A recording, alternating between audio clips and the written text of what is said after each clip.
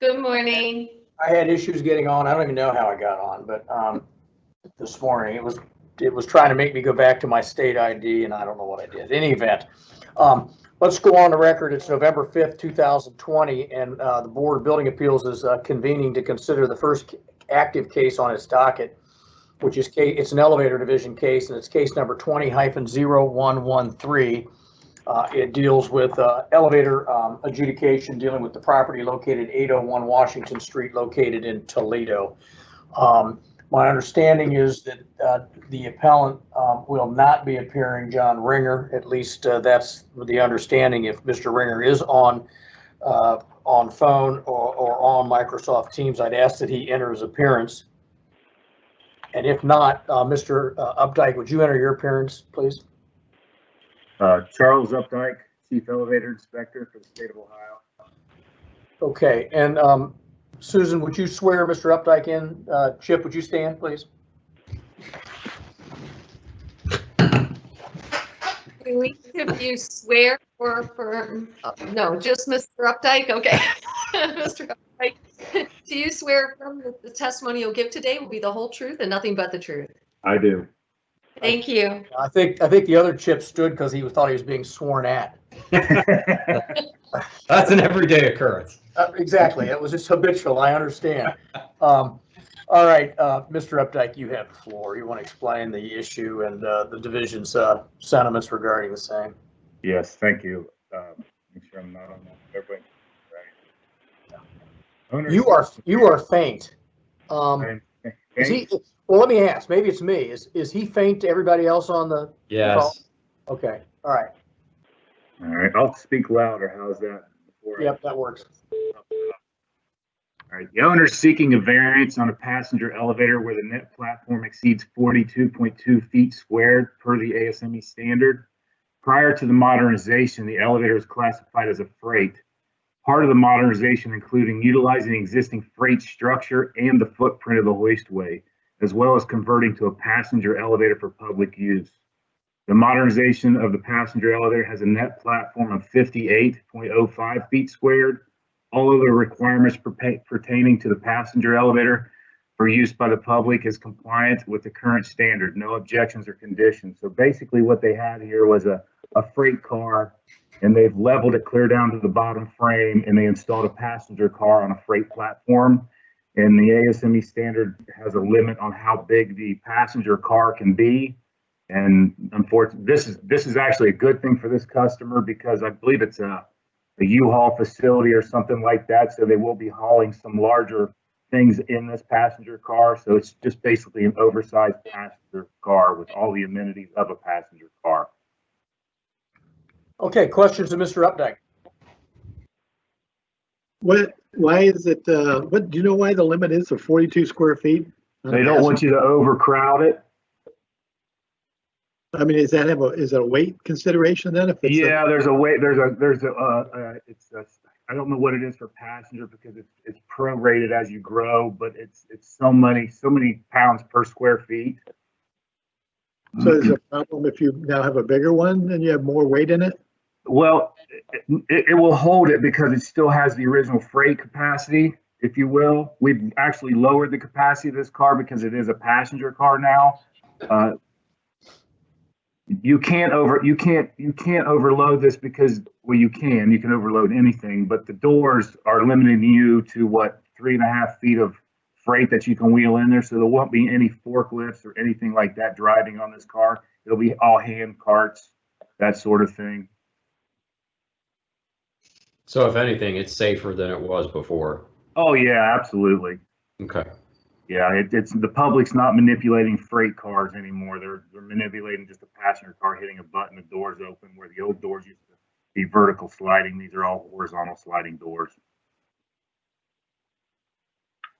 Any other questions of Mr. Updike? No. Nope. As presumably all four of us are in favor of that. If that's the case, is there a motion? Yes, Mr. Chair, for Board of Building Appeals, case number 20-0113. The appellant is Americo Real Estate Company.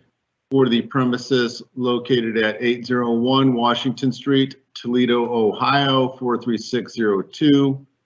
The appellee is Charles Updike, Chief Elevator Inspector for the state of Ohio, and adjudication order number E20207038. I move to grant the variance without condition, noting the no objection of the Chief Elevator Inspector. Okay, that motion's been made. Is there a second? Second, Mr. Chair. All those in favor say aye. Aye. Aye. Any opposed? The variance passes 4-0. Do we have the parties for the Lake Road Medina Elevator Division case? Is Terry Whitaker and/or Tim Remington appearing? I Okay. just admitted someone, I'm not sure who that is, 816-472-1201. If you could let us know who you are. Area code 816-472-1201. You'd have to, The 816 number is HMTV in Kansas City. for which case? For the Columbus Crew Stadium. Oh, okay. All right, fine. Well, bear with us. We're not to that case yet. I'm going to go ahead and call case number 20-0119. It deals with elevator division adjudication at the premises or at the location of 927 Lake Road in Medina. The elevator division's adjudication order number is noted on the docket. I failed to say in the last case it would not matter, and here we don't have the appellants apparently appearing, but we do not have Mr. Gehring today, so we're a board of 4, and we'll proceed in that context. And when we do have appellants present, I'll ask them if they want to proceed with a board of 4 rather than a board of 5. But on this case, we'll proceed. Mr. Updike, could you raise your, you can remain sworn in from the last hearing. We didn't go off the record. Why don't you go ahead and provide us the issues here and what the division's position is regarding the same. Okay. Due to financial hardship and the building currently having no fire alarm system, the owner is seeking a variance not to install phase 1 recall by means of smoke or heat as required by the ASME standard. Owner is replacing the main controller of the elevator. The elevator is a 1974 freight with manual doors. It's a 2-stop, 12 feet of rise in a factory type setting. And this is a common occurrence in existing factories, as you already know. Phase 1 recall will be via a key switch only. So this is a freight car where the controller took a turn for the worse, and they've replaced only the controller. And unfortunately, ASME standard says if you change a controller, you need to upgrade it to the current standards, which would include phase 1 recall fire service. And that's just going to be costing too much to put that kind of money in this old freight. So they're requesting a variance there. And the likelihood of them actually using this in case of a fire would be slim to none because it is only 2 stops. I was gonna say, did I understand correctly? It's only 12 feet of travel? Yes, yes. So you're in favor of the variance? We're Yes, certainly I have am. no objection. Okay. No objections, no conditions. Any other questions, Mr. Updike? Yes, Mr. Chair, this is Paul Began. It says that phase 1, we will have phase 1 recall via key switch. What I want to make sure is, do we need to put that as a condition? Because essentially, would our variance say, hey, they don't need to have phase 1 recall?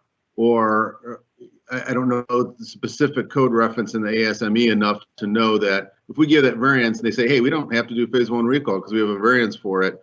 I would rather make sure that it's conditions that, yes, it does have the recall via key switch.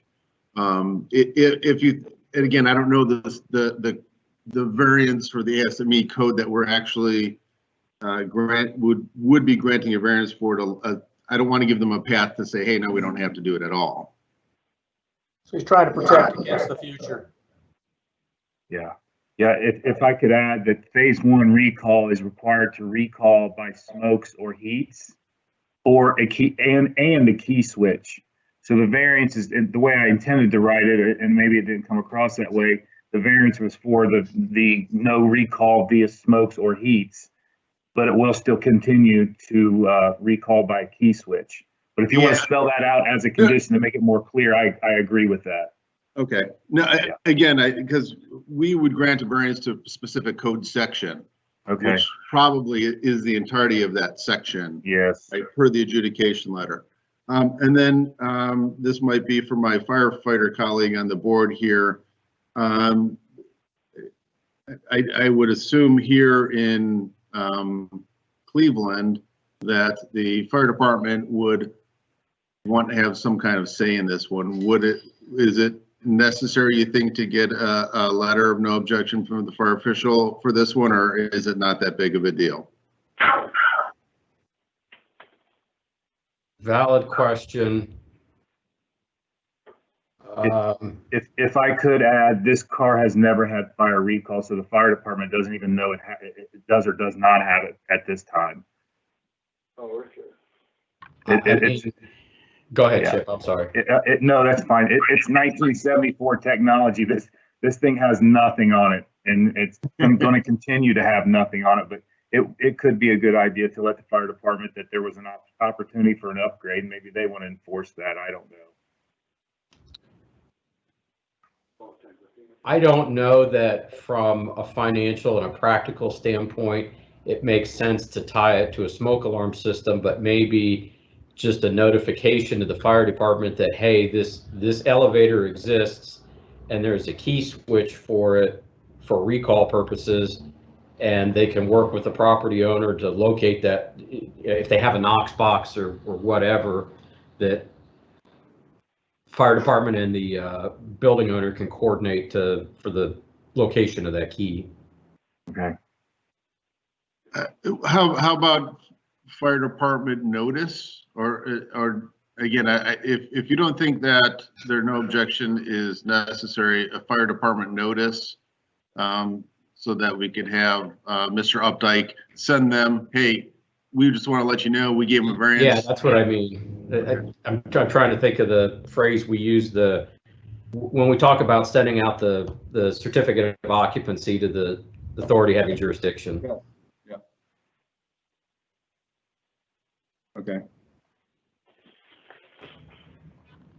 All right, so gentlemen of the board, what will we condition it up or not? Yeah, yes, I will. Hold on. Give me one moment, Mr. Chair. Let's go off the record for just a second. I'm just going to take the opportunity to fill my cup of coffee up. I'll be right back.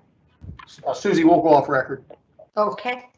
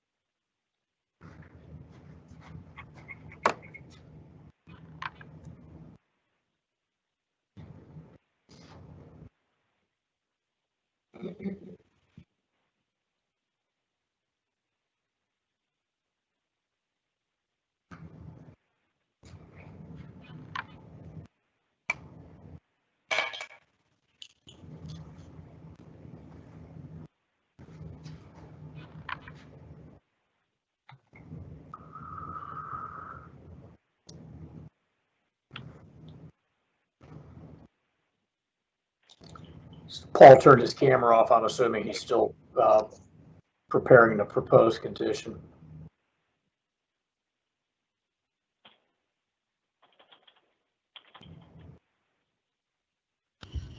I can hear him typing in the background. Yeah. Okay, Okay, let's go back on the record, Susie. Okay.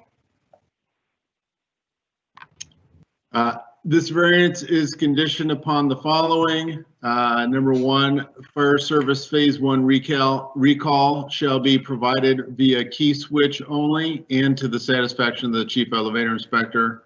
Number two, the chief elevator inspector shall forward a copy of any certificate of occupancy. Well, it's not really a certificate of occupancy. What's the certificate, Chip, on? You're muted, Chip. Certificate of operation.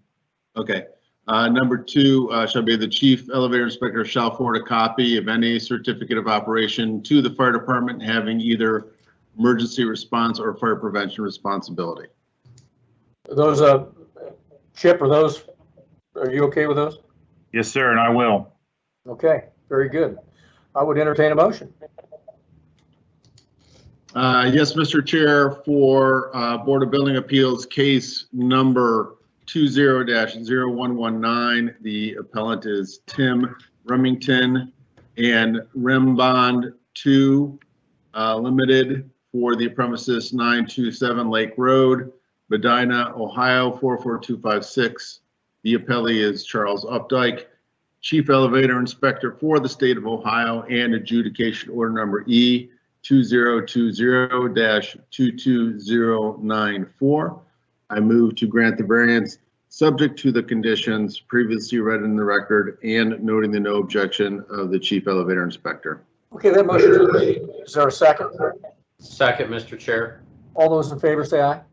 Aye. Aye. All those opposed say nay. Variance is granted on those two conditions, Chip, by a 4-0 vote. Appreciate it. I think that concludes you for the day, right? Yes, sir. Thank you. Very good. Enjoy your week and weekend. You too. Thank you. All right, it's 8:49. Our next case is until 9. I think we do have a fair number of parties from Kent State, and I'd ask Susan, maybe she could do a roll call. Susie, we'll go off the record for just a second. If anybody does need to use the restroom or whatever, and then maybe. Mr. Chair, I do have on my agenda that the Kent one is scheduled at 8:30. I mean, I may be incorrect. Oh, you're right. Yes, it is. Absolutely, it is. Okay, my apologies. You're right. 9 o'clock is the Mid-Eastern Ohio.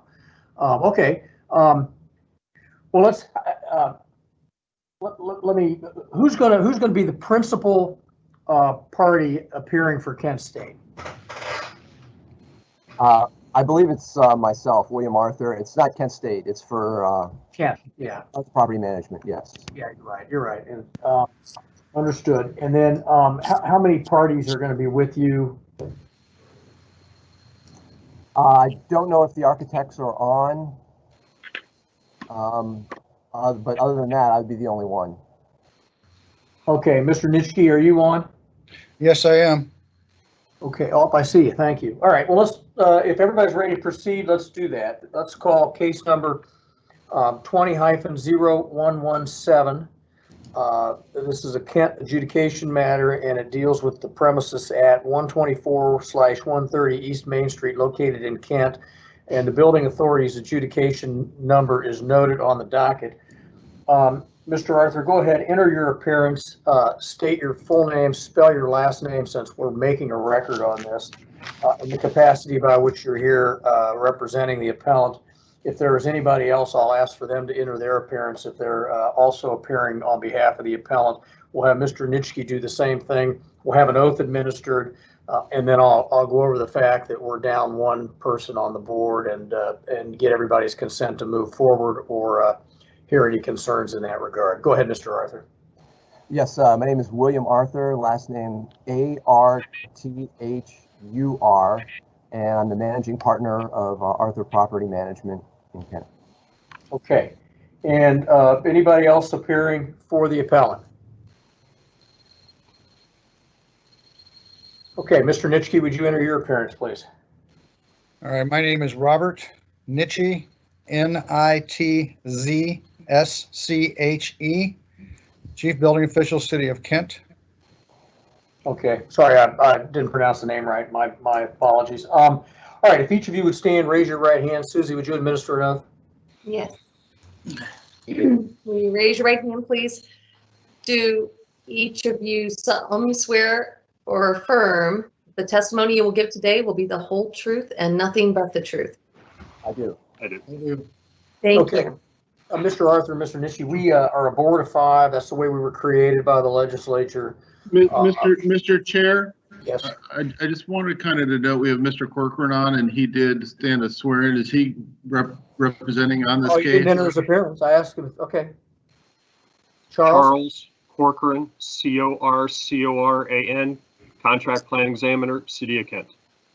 Very good. I didn't. Okay, you're on the screen, so I see. I should have picked up. He's under oath, correct, Susie? That's correct. Very good. Okay, thank you, Paul. So, gentlemen, we're down a man on the board. The legislature created us as a board of 5. The chances of a split vote with a board of 5 is possible with an abstention or a couple abstentions, but less likely than if we're a board of 4. And so, Mr. Arthur, Mr. Nitzsche, Mr. Corcoran, if we were to split on this board today, the adjudication order of the Kent Building Department would be upheld. Mr. Arthur, in light of that, do you still wish to proceed? Yes. Okay. And Mr. Nitzsche? Yes. Very good. Okay. All right, Mr. Arthur, you have the floor. Okay. Good morning, everybody. We're seeking relief from the requirement for an internal accessible route for an opening that we created between 2 retail spaces here in Kent with an elevation difference of 31¼ inches. We cut the opening between the 2 buildings and we just installed a staircase there, but the requirement is for us to have accessible route between the 2 buildings that's interior. Currently, both buildings have an exterior accessible route that's street level. And we feel that we'd like to have that be sufficient for access between the 2. The requirement for an we had architectural drawings, which I forwarded to you, done for the construction of a handicap ramp interior. And as you can see from the picture, it encompasses most of the seating area for the cafe, or it would encompass most of the seating area for the cafe. Yes, the picture you're looking at is a good one. It would come out of that stairwell, go to the right, and basically follow the wall around, all the way around the front, and then partially back along the wall to the left there where there's a door that would have to be removed. In addition to changes that would have to be made to the door, there's an electrical box for the entire building located right by the window. I think I sent a picture of that for you as well. That would have to be relocated. And it's been a challenge getting an electrician that'd be willing to do it right now. I've had a couple electricians come out and say it's just, they don't know if it's possible to do. And I mean, the estimates I'm getting is $10,000 to $20,000 to move that box. In addition to the cost of moving that box, we'd also have to block off that door in the front and fill that in. The expense of that would not be, that'd probably be a couple $100. The construction of the ramp, the estimate I have for that is $8,250. So we're asking for relief from that requirement so that we can just utilize the street level entrances for both sides of the retail spaces. Okay.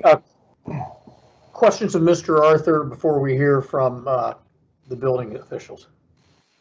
Yeah, I do have a question, Mr. Chair. This is Paul Began. The letter that we got from Mr. Nitzsche was that he had originally given you a permit for this opening, but that you were not going to connect them. Can you please explain why he would say that? Well, the intent was always to connect them. Okay, so explain why he, in his letter to the board here, is telling us, hey, or it was, I think it was a letter to you. Hey, we gave you a permit to put an opening of what you were going to have barricaded, not for access, so that it's a visual connection. And then he came out and all of a sudden there's stairs. So why is he saying that? Well, I know he gave us permission to cut the opening, and I know the contractor went ahead and just put stairs in. Why he did that, I don't know. Did you tell him to put stairs in? I did not tell him to put the stairs in. I believe. Did you pay him? Did you pay him to put those stairs in? No, I did not. That was done by the owner of the bookstore and the coffee shop. It was his contractor that did it. So there's two separate. I'm sorry. Go ahead. You don't control both of those spaces? Yes, I do. Well, I own both. I own the building which both spaces are in.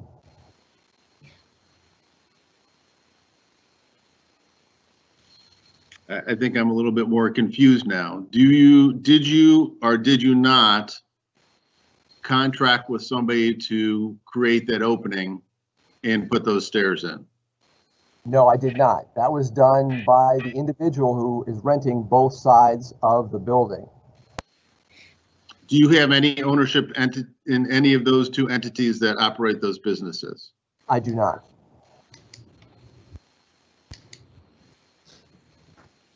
But who applied for the permit? I believe I applied for or I put my name on the permit, yes. As the building owner. I don't want to be accusatory, but you're being very evasive, and I don't know why. So maybe Mr. Nietzsche will be able to provide some additional input into this situation. Any other questions of Mr. Arthur at this time? Okay, Mr. Nishi. All right. We did issue a permit to make an opening there and put a barricade across it. He had drawn in the drawing, was like a barricade. And so we issued that. And then, like I said, when we came in there one day, I was walking by and I happened to see the steps. So that was why my question came up. Why did you go ahead and do that? I don't know why they did that. I don't have an answer. But I will say this, that downtown really does kind of need all the help it can get. I'm not condoning what he did, but I kind of understand. So that's where I am. Okay. Mr. Corcoran, you were the plans examiner. Do you have anything to add? Currently, Kent is a very accessible city. And again, in order to go from one level to another, you physically have to go out the front door, down the public sidewalk, and then back into the other building. The code is very clear in that there has to be an accessible route within the two, because the two are in a sense connected to each other, and their functions support each other. So I would say that there needs to be some type of an accessible route, and that could be a ramp, that could be a lift between the two spaces.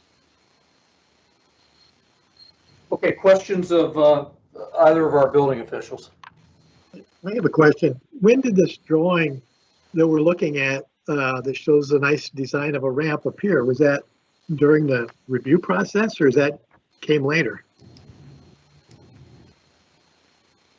Go ahead, Charles. I don't think I've ever seen a design of that ramp. Oh, That's what I'm looking for too. I don't think that the architect submitted the ramp design with the plans. No, I don't have it. so you folks haven't seen it, this design? No, we haven't. Okay. Okay, Mr. Arthur, anything to add? No, I think you've seen the plans and what we're dealing with here. And I mean, they're old buildings, and it's difficult to make major changes like that. The intent was always to have movement between the two spaces. I think, I know I've talked with Bob about that.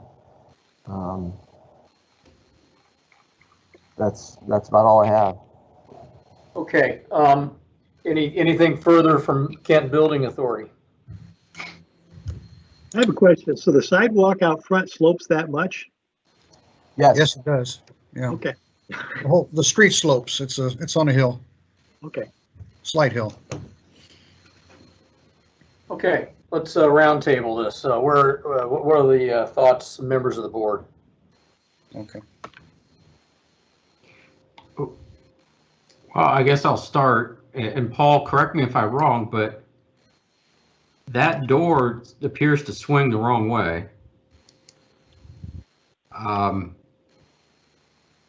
But I also don't see, and I don't have a good picture of it in the file, but I don't see any, or I can't tell if there's any exit signage above that door.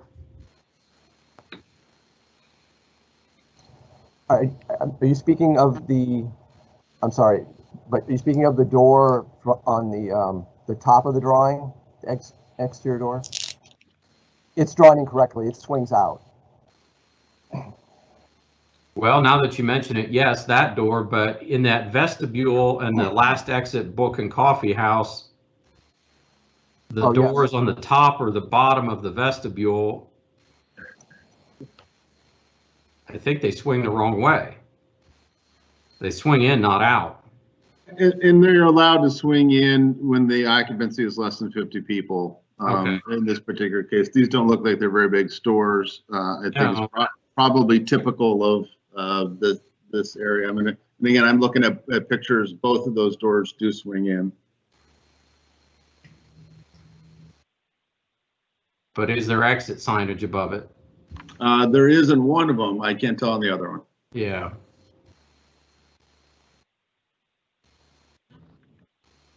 There's exit signage above all the exterior doors that swing either in or out, exterior one. Well, let me throw out what I think about this, Mr. Chair, and then we can have any additional discussion if you want. I think that the permit was issued for one thing and a different thing was built is not not a good thing. You know, especially when you're dealing with you know, issues that, you know, obviously we're here for a reason. Should have been done. Hey, if the owner knew, hey, the intent was always to connect these spaces, then his drawings should have been submitted showing those stairs, and the building official should have written the adjudication letter. We should have been here talking about this before it was constructed. So I do think that that process was done the wrong way by the ownership of the building and maybe both of the tenants in those spaces.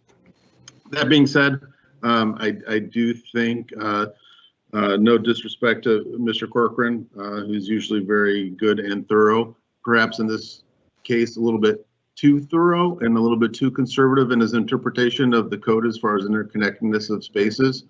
You know, these are two separate businesses. They've been operating. We're opening them up to each other. We're improving the circulation and access in there. That there is a technical issue with accessibility between there. I don't think, I mean, if I was an architect, I would be looking at sections of the code that should say, hey, existing conditions would not require me to have this particular section of the code apply. But I'm not the architect for this one, but that is just my opinion on this particular case. So I would be in favor of granting a variance. Chip?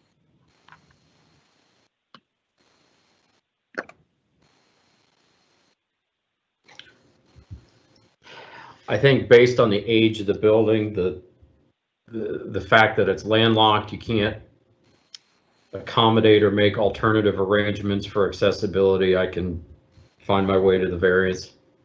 And Brad? Yeah, actually, I agree with Paul that it was two separate businesses that were operating, and now there's a doorway between them.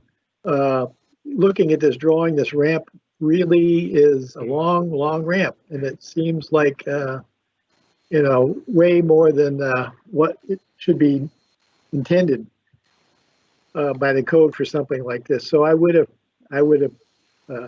existing buildings, existing conditions, sloping sidewalk. I would go along with a variance for the owner on this. Okay, I concur. Paul, is there a need for a timeout for proposed conditions? I don't necessarily think in this case that there would be conditions unless Use conditions. Mr. Nietzsche wanted any additional fees for permits or inspections or something like that, to do something, to have to go and take a look at something that you didn't have a chance to review before, so. Well, I think it's due to the situation, like I said, it's an older downtown, and there's some things you just have to kind of help them along with. And I think this is one of the cases where we need to help them along a little bit. So I think it'd be a good thing if they went ahead and, I appreciate your allowing this, basically. Do you think we need the use condition? It's probably not necessary. Okay.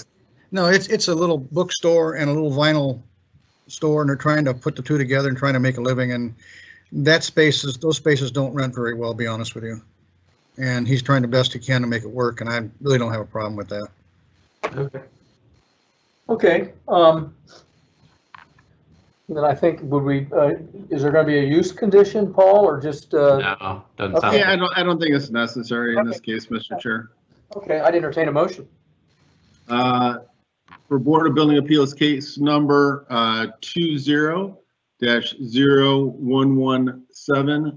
the appellant is Arthur Property Management LLC, for the premises 124 and 130 East Main Street, Kent, Ohio 44240.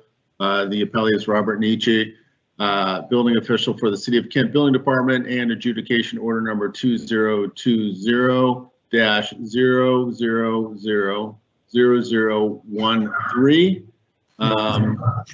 a little lengthy. Do you ever have that many building permits? I don't know where all the zeros came from. I don't know. It's an optimistic number. I would move to grant the variance, and I think I'm safe to say with no objection from the building official. Okay, very good. That motion's been duly made. Is there a second? Second, Mr. Chair. Is there okay, all those in favor say aye. Aye. Any opposed? Variance, Mr. Arthur is granted 4-0 without condition. Best of luck. Thank you. Okay. I'd like to say thank you all you too. And did you see my reviewer there? I got the best, so. Yes, you do. Okay, well, thank you very much. Thank you. Okay, it's 9:10. Do we have, Susan, I saw you sent me a back channel email. The building official's on for the next case, but you weren't sure about the appellants. Correct. They could have entered by phone. Okay, well, let's see. Are either Steve or Harold Hitchens present? How about Billy Wilson? Harold Hitchens is here. Okay.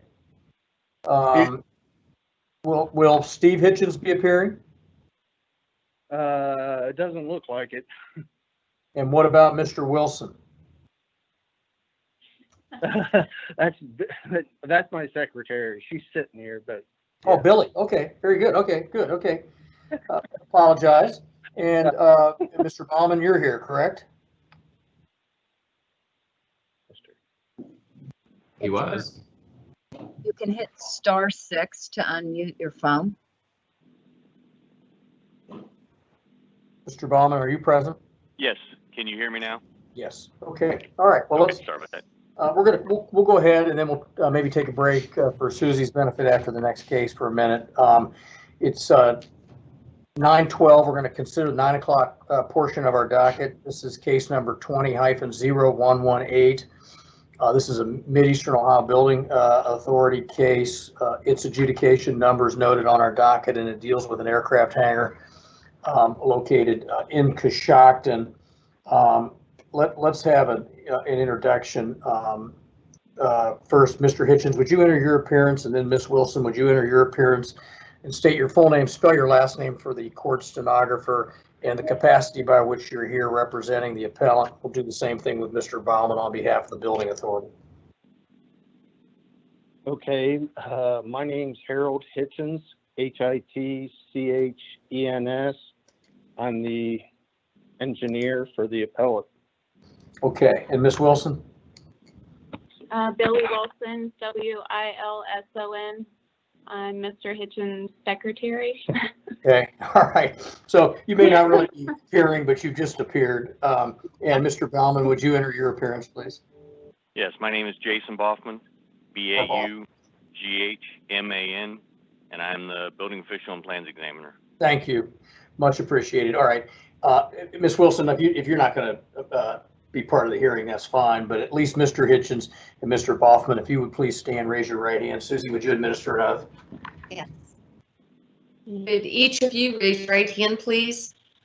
Do you solemnly swear or affirm that the testimony you will give today will be the whole truth and nothing but the truth? I do. I do. Thank you. Very good. So if you were on, and you may not have been for the last hearing, you heard me indicate that Mr. Gehring, who's our one of our members, was unable due to a scheduling conflict to be with us this morning during the hearings, which changes the dynamic of the board in the sense that we're now a board of 4 rather than a board of 5.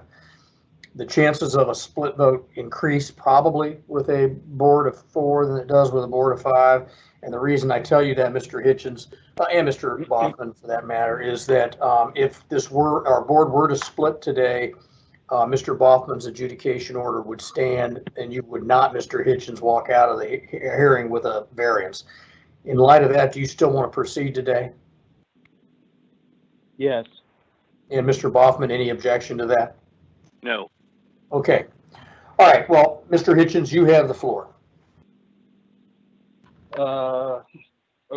Okay, what do I need to explain that's not been submitted in letters? We designed a hangar for the Coshocton County Airport, sent it to Jason. Jason reviewed it and felt that we were in violation because according to his interpretation of the code, an aircraft hangar is required to have fire suppression. And you're seeking relief from that requirement. Yes.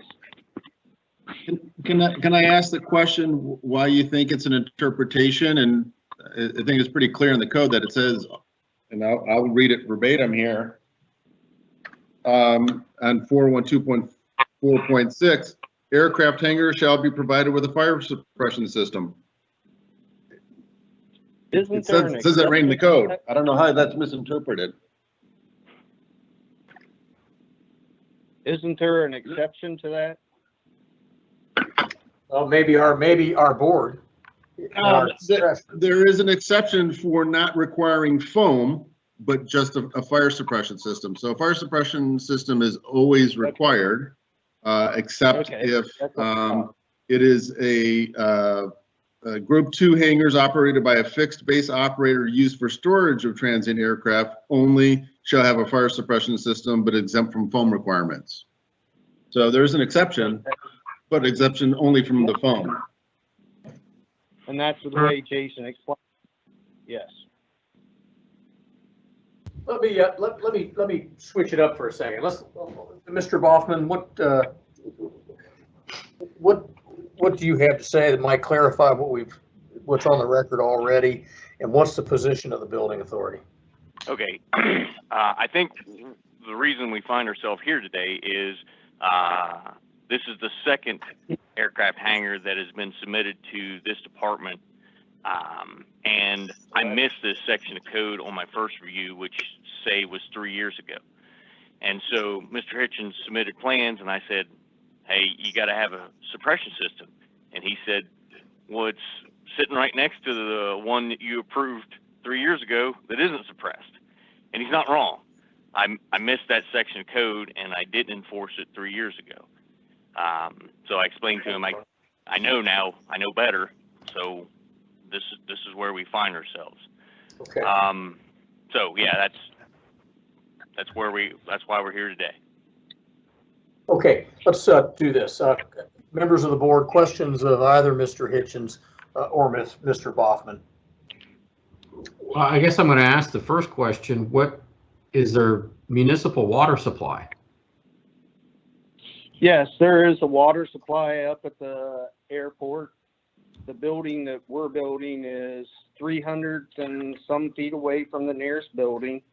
It's 600 feet from the airport terminal.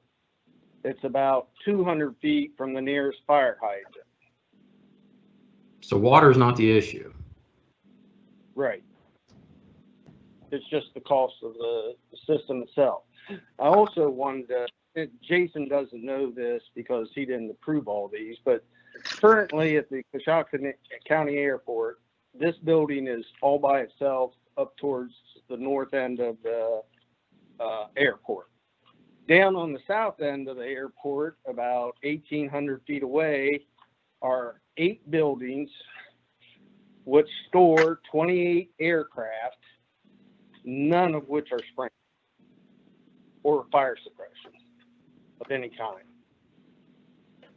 Do you have an estimate as to what it would cost to install a suppression system in this building? No, I've never designed a fire suppression system at all. Matter of fact, I don't think I'm allowed to, but no, I have no idea.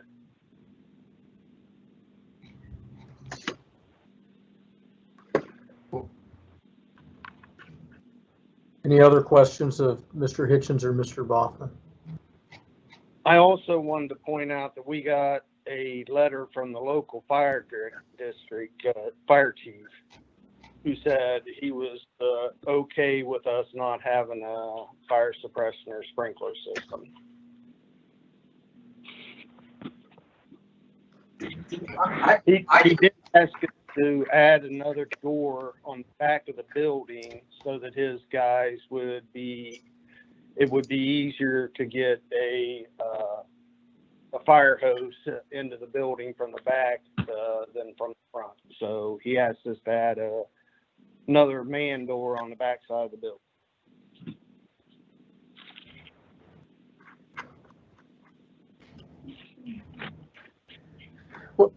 Do we have that letter? Because I didn't see that. Has that been? Yeah, we have it. Okay. What's the date of that? October 1st. Okay. Mr. Boffman, have you seen that? I have. Okay. Well, you know, we understand that your interpretation and you had to adjudicate the issue the way you did, certainly the second time around for the second hangar.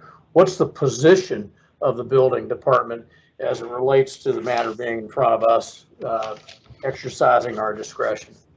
Okay. A big open building that is as far away from anything as it is, I wouldn't object if you approved the adjudication, if you approved the variance. You know, my opinion is I don't think there's a life risk here. I think that there's a property risk, and again, it's so far from anything. If they're willing to risk their building and their plane, I'm okay with that. Okay. Does that precipitate any further questions by members of the board? I'm sorry, was that the building official or the fire department? I'm sorry. This is Jason Boffman. I'm the building inspector. Oh, okay. Okay. And this is Harold Hitchens, again, And that's exactly what the fire marshal told us, that there was nothing going to be in there except our airplanes, and he didn't see any reason. There's no risk of life. There's 2 airplanes in a building, and it was our risk. If there was a problem, it would burn down and destroy our aircraft, but it's nowhere near anything. Well, do you fuel the airplanes in the hangar there? No, no. But you have we're not allowed to do anything in that building. But you have airplanes in there that have fuel in them. Yeah. Yeah, there's the combustibility issue, no doubt. We'll maybe start with Chip. What are your thoughts? Go ahead, Fire Mr. marshal. Go ahead. The fire marshal's letter even says that it is in our opinion that the addition of water could hamper firefighting effort.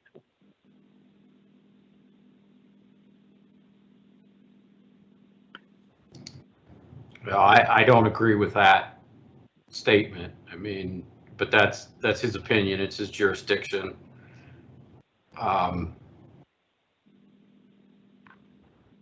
You know, I guess as it stands right now, without having information about the cost of a suppression system versus the overall cost of the project, I'm not in favor of the variance. I mean, the code requires it.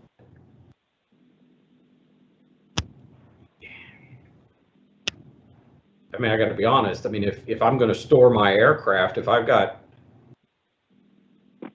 6 figures invested in an aircraft, I want it to be protected.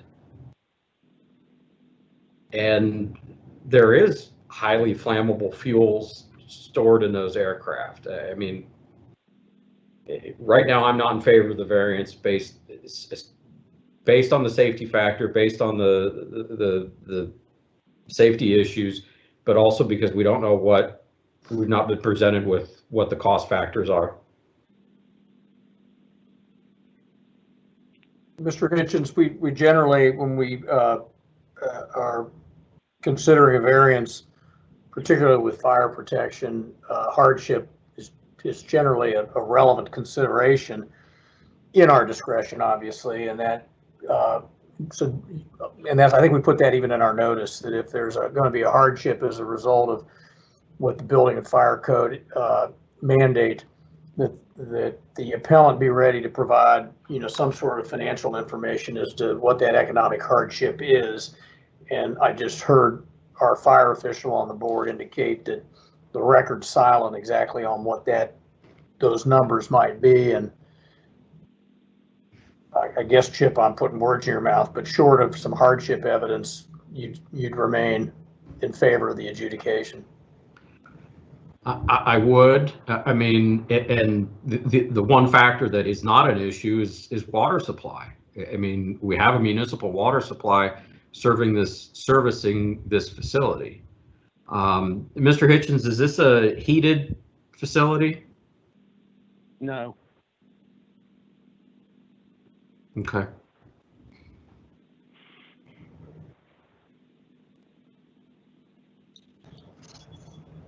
I have no further questions or comments. Okay, Brad?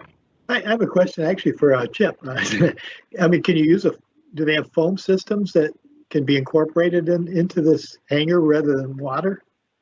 Or is well, the foam system is a combination of water and foam. The foam is injected into the water system, and basically the sprinklers aerate the foam in the water mixture, and that's effectively what creates the bubbling suppression of the foam, if that makes sense. Oh yeah, okay, I just thought that, yeah, they sprayed foam on, but I didn't realize that. Okay. I mean, does it have to be an automatic fire suppression system, and can they have a separate system, foam system, you know? Well, I mean, I used to work at an airport as a firefighter, so I mean, yes, these are typically sprinkler systems or suppression systems, but I mean, there are other options for hand carts that either contain foam or contain dry chemical. And dry chemical is another agent that's effective in aircraft firefighting. If it can be demonstrated that the sprinkler system is cost prohibitive, I may support the variance with some alternatives in terms of hand carts that are provided for suppression, because that's an option. And I mean, they're not outrageously expensive. Certainly not the cost of a suppression system.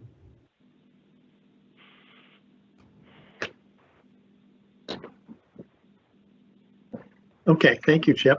You're welcome. Brad, what are your thoughts? I have a lot of useless knowledge that I can occasionally draw upon. Well, I'm glad you've been at airports. Yeah, It's not useless. That's why you're here. yeah, thank you. True. I guess I would like to. Mr. Chair, this is one of those cases where it's a new building. It's required by code. In fact, there's a special section in the code regarding aircraft hangars and what's required. So for me, it's kind of hard to get over the hurdle. Hey, this is not a renovation. This is not anything like that. It's a new aircraft hangar, and the code has specific requirements. That being said, not that fairness or precedent of what has happened before should have any bearing, but it seems like whatever reason, this particular airport, none of the hangars are sprinkler. So, we would be making an exception to what is normal and accepted at that airport. So I'm a little bit torn. But I think I would like Chip. I think, hey, if we had some cost information, say, okay, to go 200 feet with a line, either, I don't know how they do it in an unheated building, if they could do that with a dry system, or if they would have to heat the building. I think in this particular case, I'd have to read through the code in a little bit more detail. A foam system may indeed be required as part of the sprinkler system. So costs on all of that and versus the cost of the building as presented, so that we can understand, hey, if it's 10% more to put the sprinkler system in than the whole project cost, well, then that's not really a hardship. If it gets something that's half the cost of the building, then that's a different issue. But I would also want to see, and maybe this is where Mr. Boffman could maybe have some discussions with the appellant on this one, is, okay, what are some alternative systems? Mr. Porter has said, hey, maybe some hand carts with some foam systems in it. So maybe talking with the fire official, saying, okay, we might be able to get a variance, but we need to do some other measures in here that will satisfy this board. A fire alarm system in the building, right? So that there's advanced notification to the fire department as an alternative as well too. So I think there's some options out there. I don't want to necessarily have to design all of that for them without having them to do their homework and get us some more information. So perhaps a continuance may be in order here. So Mr. Hitchens, a couple things. What Mr. Began is saying, maybe with some more Band-Aids, it might move the dial in his mind. I'd have to admit it would do the same for me, probably. What's the what timeline are you working under, or is your client working under here?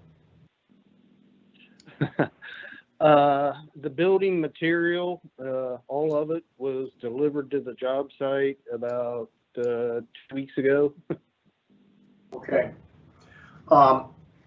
Particularly This since, building, go ahead. $80,000, what the estimate is, or what the quote was from the builder. How much, please? You faded, and I interrupted you. 80. I'm sorry.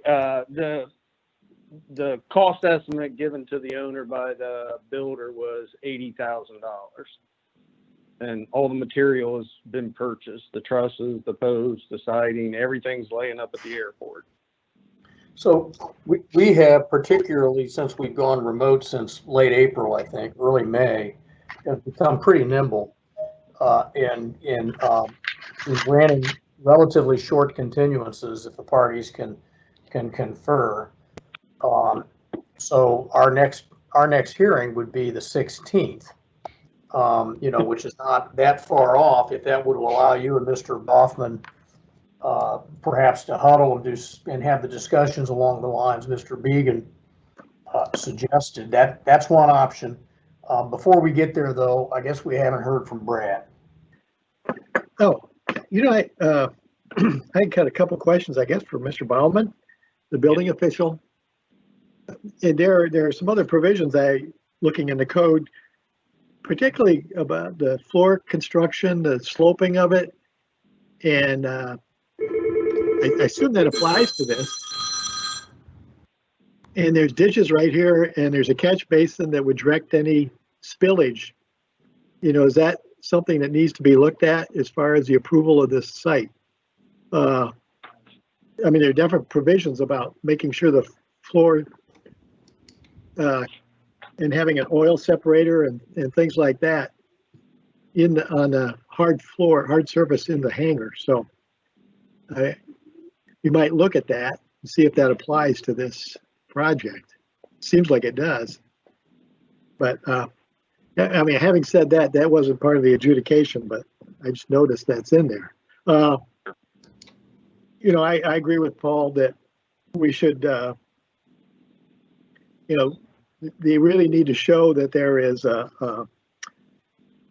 for a reason for granting a variance, that there is some kind of needs some relief, justification for relief, and cost would be one of them.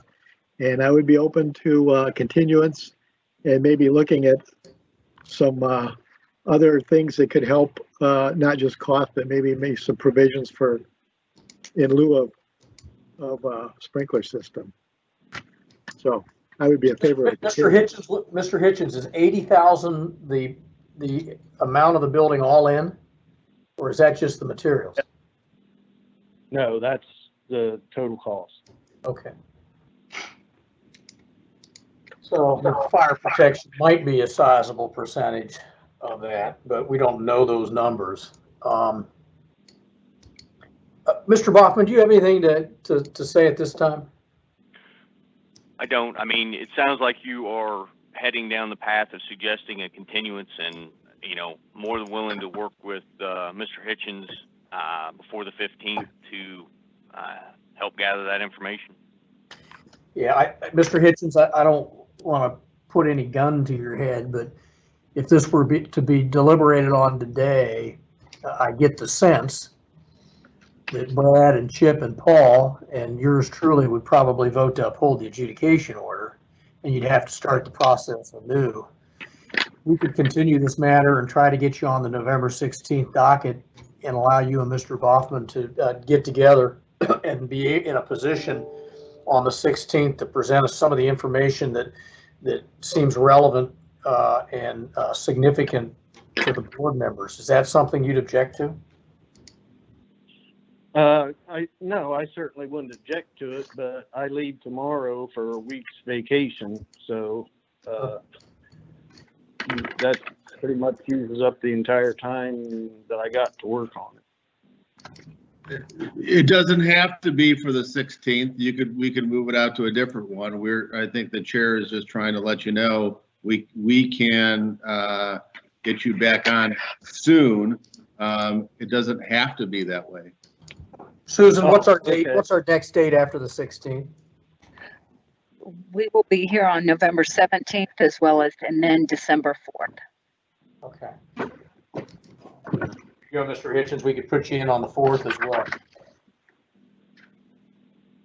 Okay, I guess I gotta see how long all this is gonna take, because the owner certainly isn't gonna be happy, and especially if the snow starts flying between now and December 4th. Well, I mean, alternatively, we could vote today and make you put in a sprinkler system, so. Yeah, I don't want that. I pointing out the Okay. timeline here. I Well, know.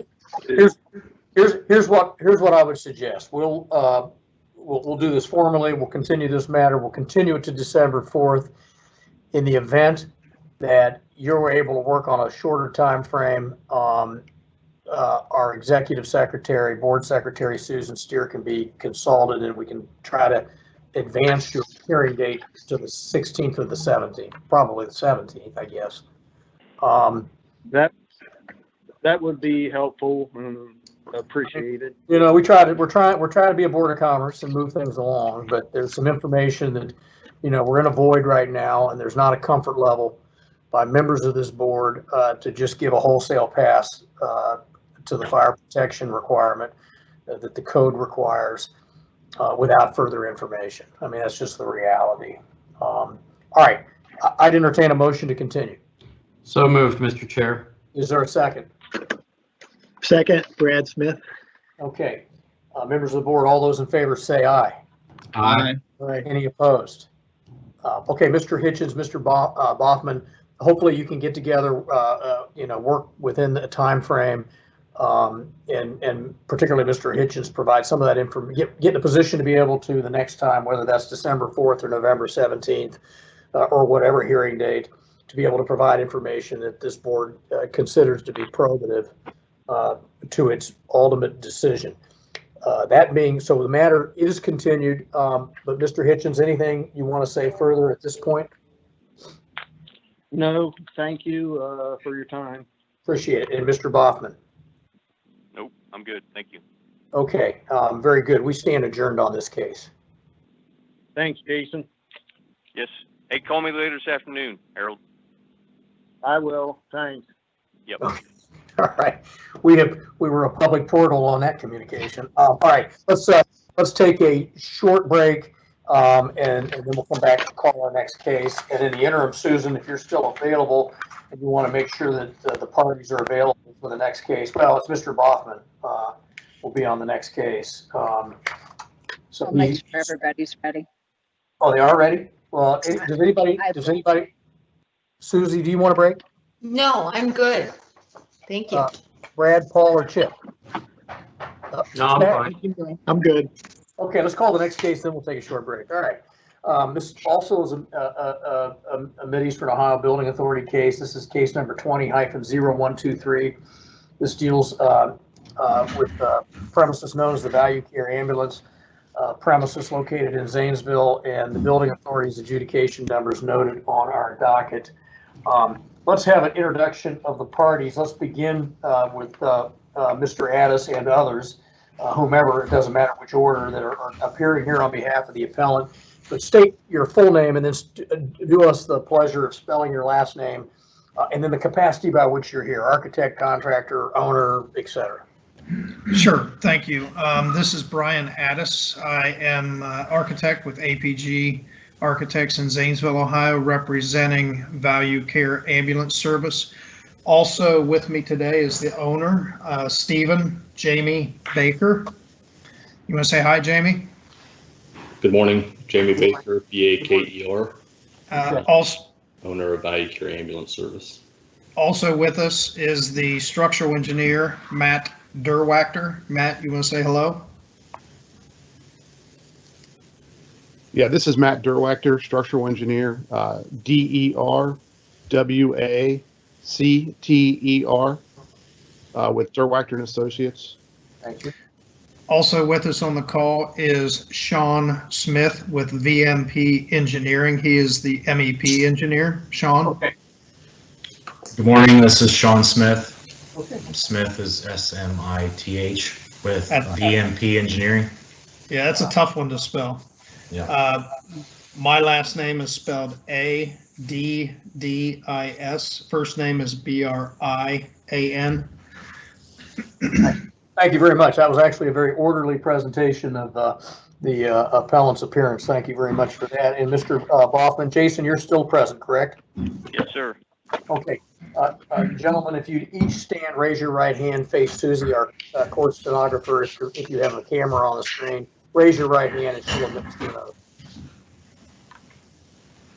note. You raise your right hand. Do you solemnly swear or affirm that the statements and testimony you will give today will be the whole truth and nothing but the truth? I do. I do. I do.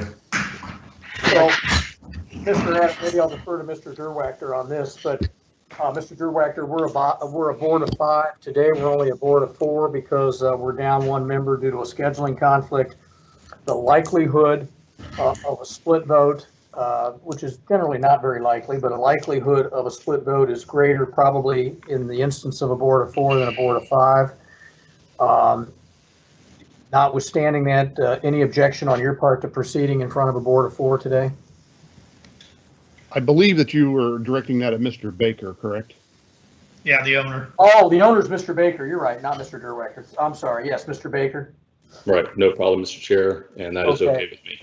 And presumably, Mr. Boffman, no objection since you had none on the last hearing? Correct. No objections. Okay, Mr. Addis or others, you have the floor. All right, thank you.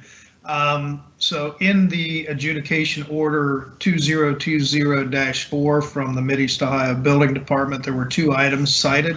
One was referencing OBC 106.1, requiring sufficient documentation. We are not challenging that. Upon conclusion of this hearing, that will determine whether we develop documentation or not, based on the financial hardship to the owner. The same adjudication order also references the second item, which is OBC Table 1604.5, Risk Category 4. We are seeking relief or variance for this requirement.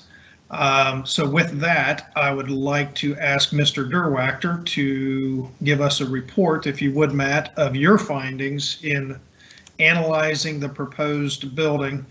And I should probably preface this by saying this is a pre-existing business occupancy, has been a business occupancy since the building's inception, I think in about 1976.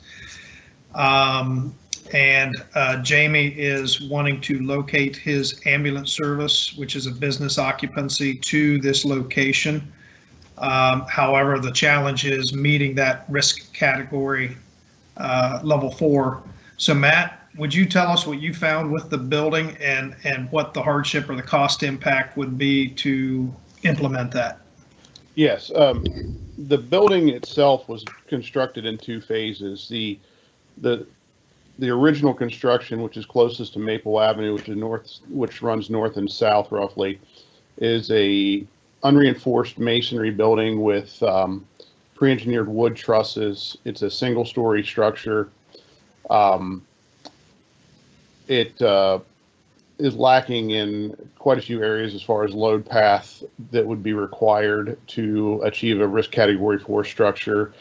In addition to that, when you go through the seismic analysis of the area with a risk category 4, it pushes us into a seismic design category C, which according to ASCE 7 table 12.14-1, unreinforced masonry is not permitted for a lateral system in that category. So to achieve the minimum bearing masonry bearing wall that can be used in that risk category is an intermediate reinforced masonry shear wall, and I haven't done the full analysis on the amount of reinforcing that would take, but based on how the building is constructed, it's likely that we'd have to probably rebuild all the exterior walls to achieve an intermediate reinforced masonry wall structure there. In addition to some extensive work to connect the roof diaphragm to the top of the masonry walls. So, it would be an extensive, almost a complete rebuild from footing up of the wall structure We would probably have to take the entire the roofing system off. And enhance the fastening of the plywood decking to the roof trusses to achieve that as well. So that covers the original portion of the construction. Behind that is a 2-story structure. The upper level of that is pretty well open. It is the finished floor on one side of the building is about 4.5 feet above the exterior grade. On the other side, it is open to grade below. So it's a partial basement for the first floor, and then the second floor is completely above grade. The floor system, the second floor system in that part of the building is precast hollow core plank with a topping. The roof structure is open web bar joist, steel bar joist with a center line wide flange girder that runs down the middle. Once again, it appears that the walls of this structure are unreinforced masonry as well. So we'd be dealing with the same lateral resistance requirements there as well. On the lower level, on the south side of the building, there are numerous overhead garage doors. The building used to be a tire shop, so that was where the cars would come in, and it's also where the ambulances would come in and out. And so we have numerous small piers that separate the garage doors. So we don't have we actually have a very soft story at that location. So we would have to be looking at something that would allow us to stiffen that floor to resist the seismic and wind loads that would be applied on that side of the wall as well. So more than likely, in that area, we'd be looking at maybe some steel frames, some portal frames on one side, or brace frames against the side that's buried in the basement.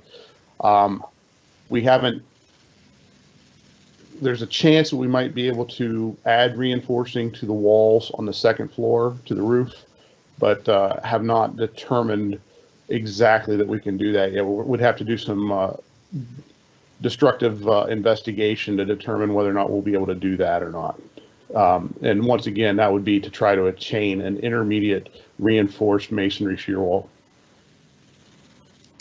So financially, it becomes very burdensome to try to do this.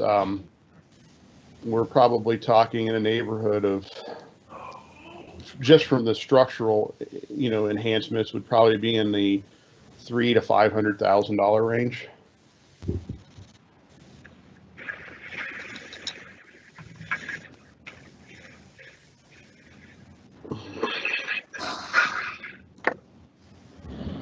Okay, anything further? I don't think, if anybody has any questions, I'll try to do a brief overview of a summary of the letter that I put together, with my findings. But so if anybody has any questions or anything, I'll be happy to discuss that. Okay, questions of the appellant? I have a question. This is Brad Smith. Mr. Derwater, you have really a nice list of things that need to be done, and connecting the roof diaphragm to the walls and so forth. Let me ask you this. The requirement for this is not just seismic, but doesn't even meet wind requirements for a risk 4. Is that correct? That is correct. And we have not done the full analysis to determine whether or not the wood roof trusses meet the enhancements for snow load. We'd actually have to take the ceilings down and do a full analysis of the roof trusses to verify that they actually meet the requirements of with the increased importance factor for snow load. Let me ask you this: does it meet a risk 2? By today's standard, no. So this building's not in very good shape, I would say, in meeting the current code requirements. I would agree with that statement. It does. I can't say. Let me clarify that. I don't know that it. I believe that it probably meets risk category 2 for for snow load requirements. I don't think that it would meet risk category 2 for wind or seismic. I know it won't meet it for seismic, but I would have to do a pretty in-depth analysis to find out if it meets it for wind. And this is a leased building. I mean, it's not, they're just leasing it. Is that your understanding? That is correct. I mean, you could lease another building instead of this one? If you find one available that is centrally located to north, south, east, west for quick emergency access to the clientele. Okay, so location is a big deal. Or you could build a very big deal. Or you could build a new building. I guess. Okay. Probably could if you had a couple $1 million. I understand interest rates are really low now, so okay, that's my questions. Any other question of any of the appellant representatives or the appellant? Okay, Mr. Boffman. Yes, they submitted the plans. Obviously, I think the intent of the code is to make sure that a risk 4 is still standing in the event of, horrible circumstances. And obviously this building would not be probably able to withstand some of the risk category 4 circumstances. So I understand the appellant's situation. They need a central location. They, want to be accessible. It's way above 99% of the time those occurrences don't happen, and they would be providing a service for the majority of that time. But again, it doesn't meet the risk category 4 requirements. What's the position of the building department? I wouldn't object if you approved it, again, based on the fact that, where it is, and 99% of again, it's more than 99% of the time, they're going to be rolling out and providing a service that is needed. Thank you. Thank you. Any questions of members of the board of Mr. Boffman? Hearing none, let's roundtable this. What are the thoughts of members of the board? Mr. Chair, this is Paul Began. This may or may not be a question, maybe to the owner. We've had fire departments from several cities actually come in and get variances from this requirement because their existing fire stations don't meet this code. So on its face, I don't necessarily see a reason that I would not support a variance on this. The exception to that is, and again, there's a lot of material here to read through on the case, so I appreciate all that information. Value Care Ambulance is contracted with the city of Zanesville for EMS service. So I think at a minimum, I would want to see a letter of no objection from the city of Zanesville and any other municipalities for which Value Care Ambulance provides EMS services. Okay, thank you. Chip? I support the variance.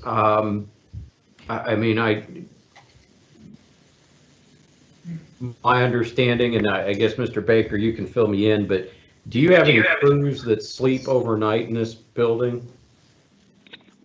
So there would be potential that there would be a crew that would have respite quarters there. Yes. Okay. I think from the standpoint of the limited occupancy, if my engineer and architect cohorts are okay with the structural integrity, then I am as well. Okay, Brad? I didn't say I was okay with it. I just, to me. Well, I said if you were. To me, it comes down to, look, they want to be in an old building, fine. it comes down to, is it an essential facility or not? And the owner, I think, says it's not an essential facility because basically it's privately owned and most of his work has to do with transporting people in non-emergency situations.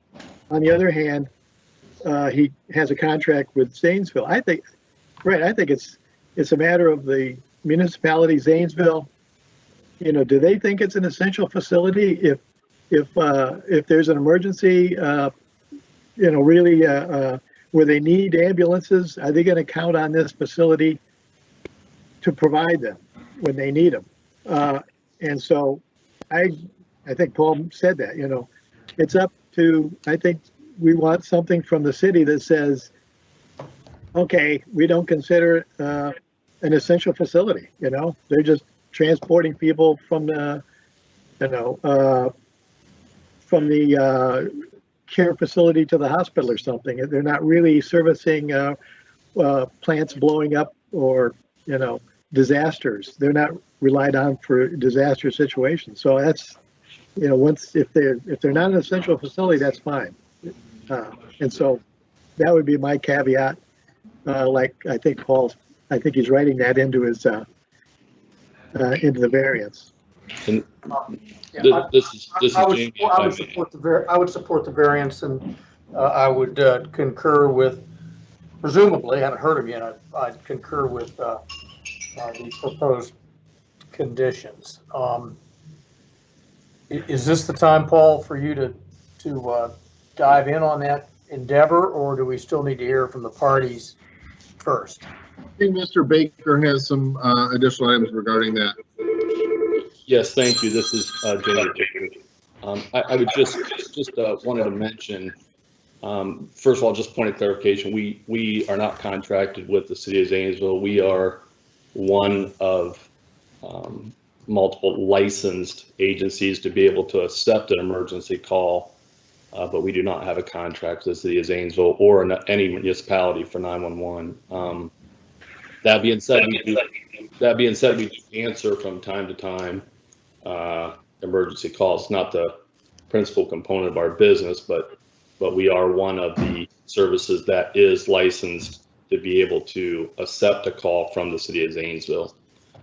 If there isn't a contract, that would be just the first note I'd make. The second would be we did receive from the Zanesville Board of Zoning Appeals unanimous support for this particular structure. We had to go through the city for historic preservation, as well as the Board of Zoning Appeals in the city of Zanesville for a special use, and was granted both of those by the city for this location, specifically to be used as value care ambulance service from those groups. So those permits were both, not that they're specific to this particular code, but in terms of the requisite support from the city of Zanesville relative to this business operating in that location, those permits would suggest that they, you know, that support is there. So I just wanted to offer those couple of items. Okay. Does that precipitate any questions from members of the board or any comment from Mr. Boffman? Well, I think, like I said, it's how the city views you, your organization or the county or the fire department, if they view you as an essential service, I think. Oh, nice. Right. We were just talking about him this morning. Someone needs to mute. Someone needs to. Whoever's not muted, mute, please. Okay, I think we're fine. All right, Mr. Baker. I would only say that I would, you know, I obviously can't speak for the city, but I would say that they would not regard us as non-essential. I wouldn't think that they would. I think it would be difficult understanding our city administration and so forth, and here in Zanesville, I think it would be difficult to get a letter that says we are non-essential. I think we certainly are an essential business in as much as we are one of the providers that can take a 911 call, and we are so essential in terms of the non-emergency transportation. But in the spirit, I think, of the intent of what this particular code may be. I mean, I'm not an engineer or building code expert, obviously, but I don't, certainly I believe wouldn't, are fully supportive of us operating out of that location. Mr. Baker, who issues the license? So the Department of Public Safety Division of EMS has a medical transportation board. They are the licensing entity for private medical transportation companies. Okay. And then you also have to be licensed by the Ohio Board of Pharmacy in the private sector. And we've been inspected and licensed actually by both of those entities as that facility being permitted for our ambulance headquarters by both the Board of Pharmacy and the Medical Transportation Board. That is the licensing entity for private operations for medical transportation companies. So both of those are state agencies. I understand. Okay. Brad, I guess maybe to address your concern, a private ambulance company is a resource, but they're only a resource if and when, if called and if available. So I used to work in private EMS. So if a community like Zanesville has a medic call and they need a transport company, they'll go down the list and call, all right, Value Care, do you have a truck available that's close to this location? No? Okay, thanks, goodbye. And they go to the next company on the list.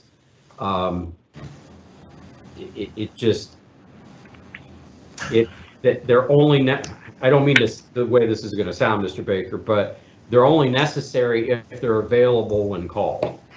And I appreciate that, because that's a better way of saying, so, and I totally understand. That's why I would say I would not suggest that somebody would say that's a non-essential business, but in the spirit of the emergency resource, then the gentleman on the board gives a better description of the necessity in terms of the context of this particular of our business in the private sector not being particularly traditional fire department EMS. Correct.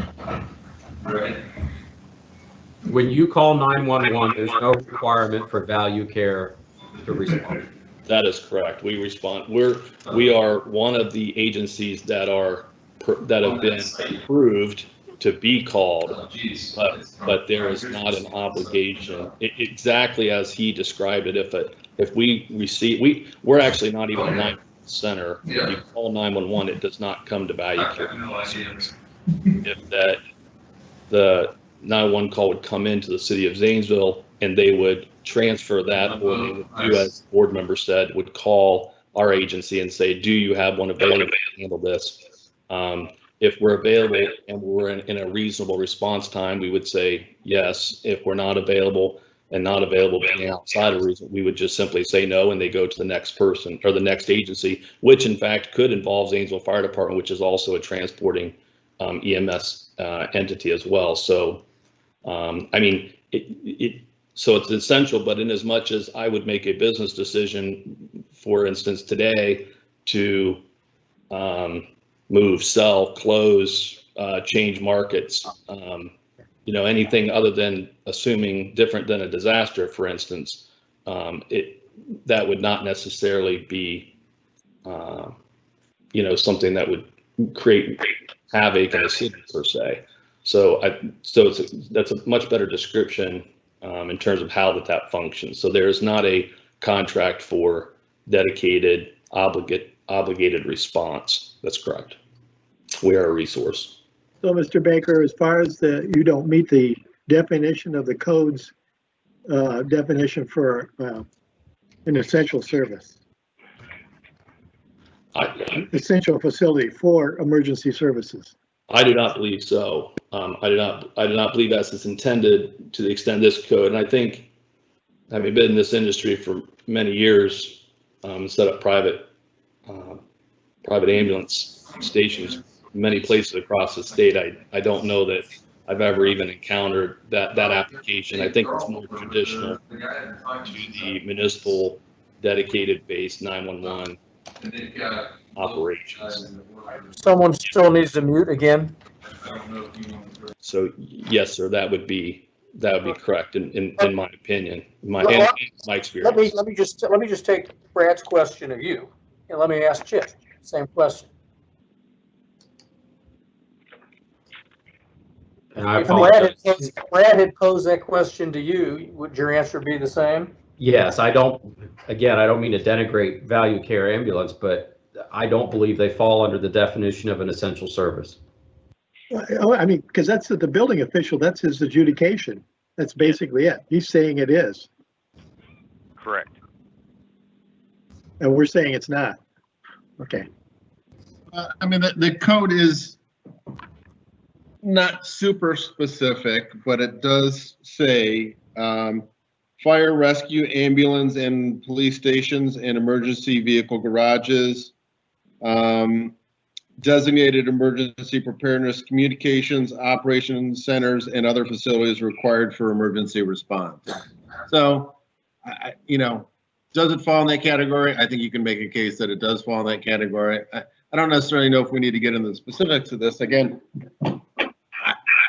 I would be in favor of a variance for this item. Again, the cost to make these changes is kind of, I think, unwarranted. Again, considering probably every other emergency department in the area doesn't meet this standard. So making this have to go that way is, I believe, unnecessary. That being said, I do think, yes, they are not, they don't get the 911 call, right? But they're on the list.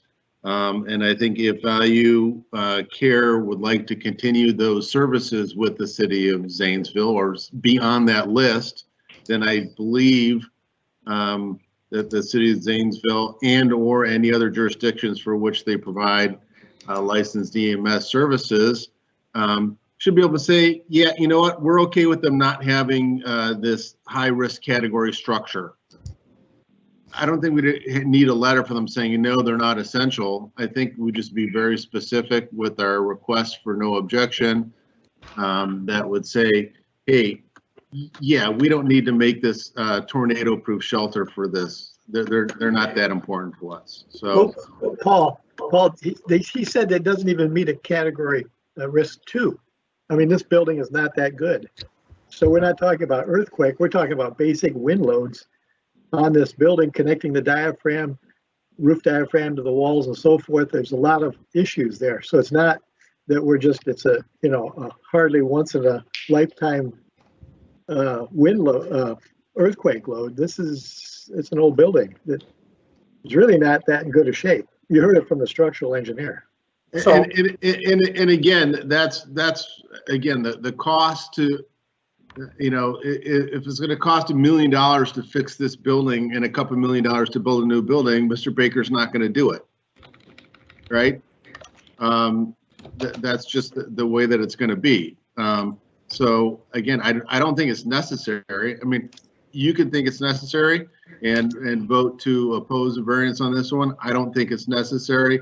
My only requirement would be thinking that, all right, if they're providing, if they're on that list, then I do believe that those jurisdictions that rely on them for EMS services should have a say.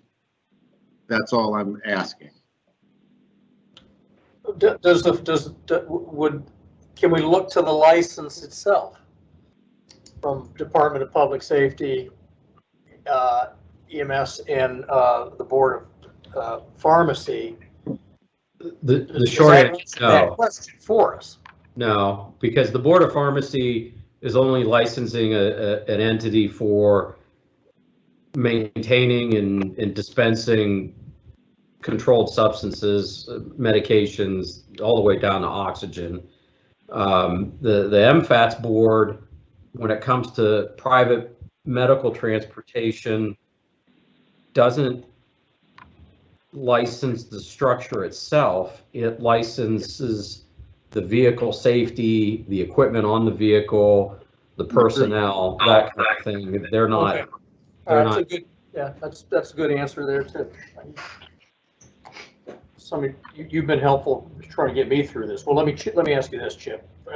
Notwithstanding where Brad is for the moment, are you in favor of the variance with the imposed condition of getting some sort of sign off from the city? Or are you in favor of the variance without that condition? I'm in favor of the variance without that condition, though if I understand Mr. Began correctly, I require the condition that if the future involvement of Value Care becomes providing 911 service, then we may need to revisit that issue. Paul, is your condition, would it impose a sign off from the city to the satisfaction of Mr. Boffman? Or to your satisfaction? Again, I'm thinking just a letter of no objection, like we would normally go out to a fire official, right? So let's have the city of Zanesville fire official say, yeah, they're on our list. We may use them, and we're okay with them not meeting these structural requirements. That's all. I mean, I don't think it's a big request. Okay, Mr. Addis, I'll pose this question to you. You kind of get the idea where this board's headed. Maybe 4-0, maybe 3-1. Do you want to be heard on the issue of that condition? I think that's reasonable. Actually, Jamie and I, or Jamie himself, made contact with the fire official in the city of Zanesville. And I believe getting a letter of no objection would not be an issue. Jamie, your thought?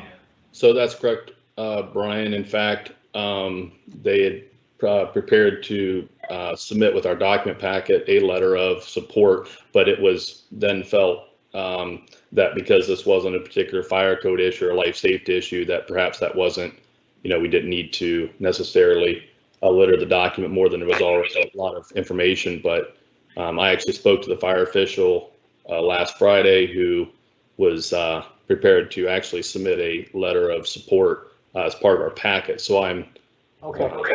I have and I understand the fire officials' later reluctance because it wasn't necessarily a fire code issue. Okay, let's do this. Mr. Boffman, anything further from the building department?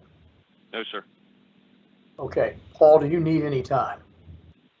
Yeah, let me throw these up on the screen. So give me just like 10 seconds to make a PDF so I could put it up on the screen. Okay. And Paul, while you're doing that, this is Mr. Addis again. Pending the outcome of today, obviously our next step is going to be preparing plan approval documentation for the interior renovation and remodel for a Value Care ambulance to be submitted to Mr. Boffman. And what I would submit in the packet would be that letter from the fire official along with our drawings. The building lends itself well to be either a separated or non-separated mixed use.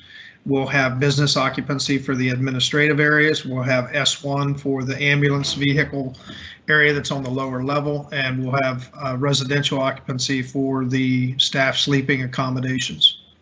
So those design drawings will be submitted to Mr. Boffman, and I can get those letters and have them accompany those drawings.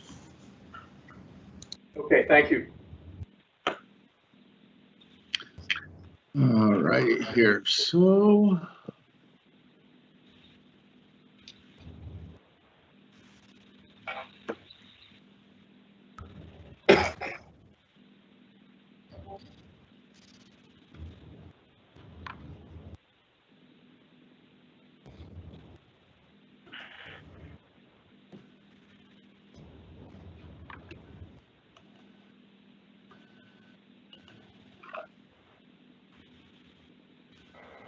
All right, now I'm stuck here, so.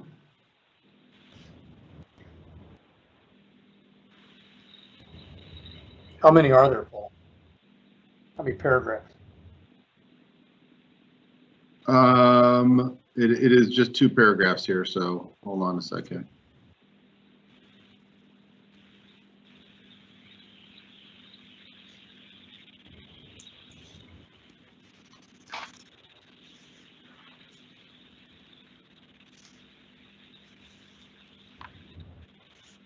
All right, there we go. All right, Mr. Addis, Mr. Baker, can you see those? Mr. Boffman maybe can't, right? Or can Mr. Boffman? He's on the phone, I think. I can't. Yeah. I can Yes, see Mr. him. Baker, I can see it. This variance is conditioned on the following. Number 1, a letter of no objection. Let's see, we have some type of feedback here. I'm sorry about that. Someone may need to mute while I'm reading through these. Variance is conditioned upon the following. Number 1, a letter of no objection stating specific variance items shall be provided to the Ohio Board of Appeals and to the chief building official by the City of Zanesville Fire Department and any other jurisdictions for which licensed EMS services are contracted and or provided before a certificate of occupancy is issued. Number 2, this variance is granted based on the use, construction, occupant load, project area, and level of activity identified on the approved construction documents, including the maintenance of all building systems and any conditions required herein. Okay, so Mr. Addis and Mr. Boffman, Mr. Baker as well. The second condition is going to be imposed no matter what, but the questions, comments, level of satisfaction with condition 1. So this is Jamie Baker, and I'm satisfied that is reasonable and accept that with gratitude. Thank you. Okay, you're the appellant, Mr. Boffman. I have no objection. Okay, I think we're to a point where those conditions will be imposed. Is there a motion? Yes, Mr. Chair, for Board of Building Appeals case number 20-0123, the appellant is Jamie Baker for the premises Value Care Ambulance at 1006 Maple Avenue, Zanesville, Ohio 43701. The appellee is Jason Boffman, building official for the Mid-East Ohio Building Department, and adjudication order number 2020-04. I move to grant the variance subject to the conditions previously read in the record and noting the no objection of the building official. Okay, that motion's been made. Is there a second? Second, Mr. Chair. Thank you. That's Porter Welch. All those in favor of the variance with those conditions signify by saying aye. Aye. Aye. Any opposed? Okay, that variance carries on a 4-0 basis with those conditions. Mr. Addis, Mr. Baker, Mr. Boffman, anything to come before the board further? Mr. Addis, no, thank you very much. This Mr. Baker, no, and thank you. Mr. Boffman? No, sir. Okay, we stand adjourned. Let's just take a very short break, coffee, restroom, whatever, and we'll be back. And Susan, if you would check with the Orange Village parties to determine who's here, we'll get started. Susie, we're off the record. Okay. Hi, this is Susan Spear with the board. If you could please identify yourself if you're here for case number 20-0121. Robert McLaughlin, Building Commissioner, Orange Village. Thank you. Bryce Hamill with Fairmount Properties, the developer. Thank you. Mike Moran with Walnut Ridge, the potential tenant. Thank you, Mike.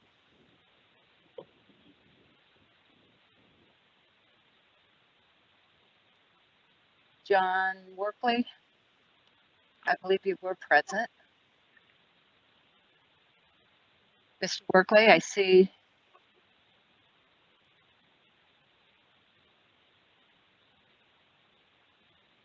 Okay, I see you're here. Let's see. Jessica? Is Jessica present? Jessica with Kaufman? No, I'm sorry, Jessica. There's another Jessica with Walnut Ridge Management. My apologies.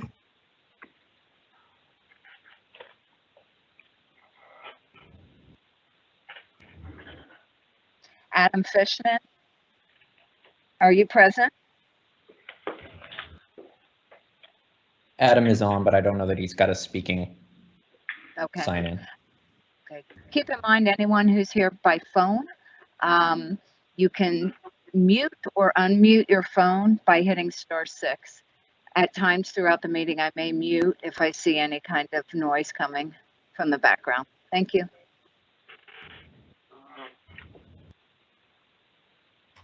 Susan, can you hear me? This is John Lilly. I can. Thank you.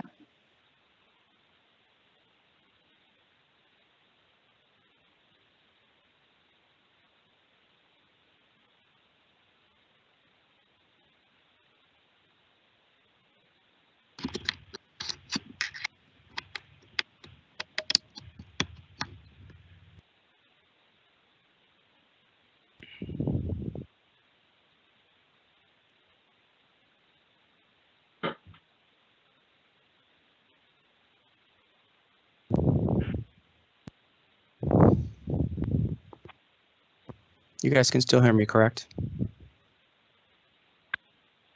Yes. Thank you. Yes.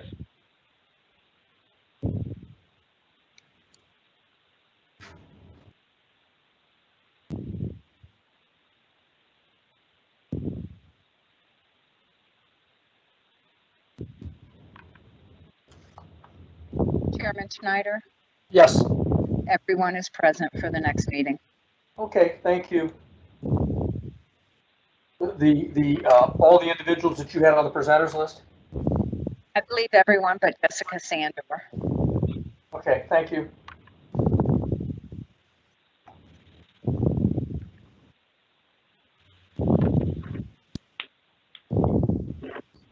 It looks like we're still waiting on Chip and Brad. And Susie. No, I'm here. Oh, okay. I'm here. Okay, it's not in picture. There you go. Brad's there too? No, Brad is. There's an empty chair. I won't comment.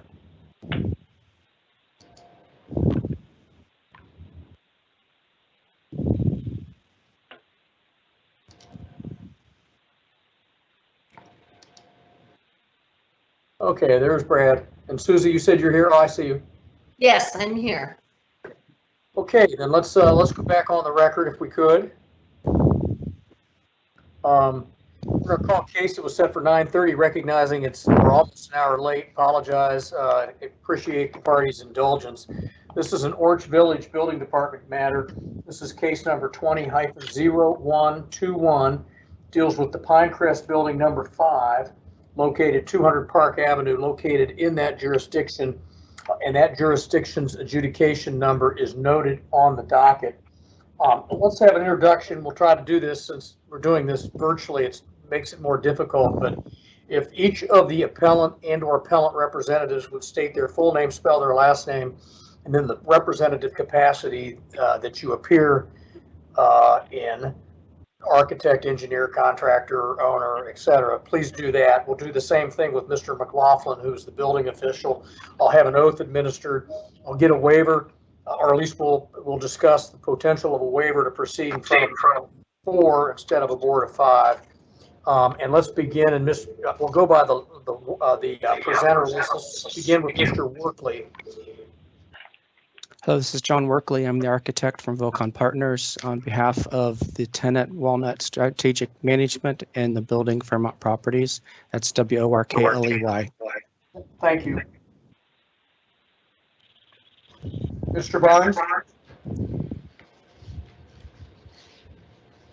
Is Mike Barnes present? No, Mike is not. Mike Moran is actually the next. Okay. Mr. Moran? Yes, my name is Michael Moran. I'm the managing partner for Walnut Ridge Strategic Management Company, the prospective tenant. Okay. Mr. Fishman? Not present. Okay. Mr. Hamill? Bryce Hamill with Fairmount Properties, the building ownership, Hamill, Hamill. Okay, so if I get this right, we have Mr. Workley, the architect, Mr. Moran, managing partner, Mr. Hamill also with ownership. We do not have Adam Fishman, Jessica Sanders. Mr. McLaughlin, would you enter your appearance, please? Yeah, Robert McLaughlin, Orange Village Building Department, Building Commissioner. Thank you very much. If each of you would stand, raise your right hand. Susie, would you administer an oath, please? Yes. Do each of you swear or affirm that the testimony you will give today will be the whole truth and nothing but the truth? I do. Okay. Thank you. For presentation, I'll defer to Mr. Workley, but for purposes of the waiver, Mr. Moran is the managing partner for the ownership. We are a board of 5. Today, we're down 1 member. Our pipe fitter member is out with a scheduling conflict. So the likelihood of a split vote probably increases mathematically or statistically. We've never done that. We never run that statistic. But my point is that if this board were to split today, which is generally not likely, but if it were, the building department's adjudication order would be upheld and there would be no variance granted. So we would consider allowing this matter to be heard at our next hearing, presuming we have all 5 members. But are you willing to proceed in front of a board of 4? And that's to Mr. Moran. Yes, I am. Okay. And Mr. McLaughlin, any heartburn on proceeding in front of a board of 4 from the building department's perspective? No, sir. Okay. Mr. Workley, I presume you're going to begin, but whomever's going to begin on behalf of the appellant, you have the floor. Thank you, Mr. Chairman and members of the board and Mr. McLaughlin. The item before the board is for a variance for a single means of egress space for the Suite 315, which is a tenant space within the Pinecrest building number 5. This is a first time tenant build out.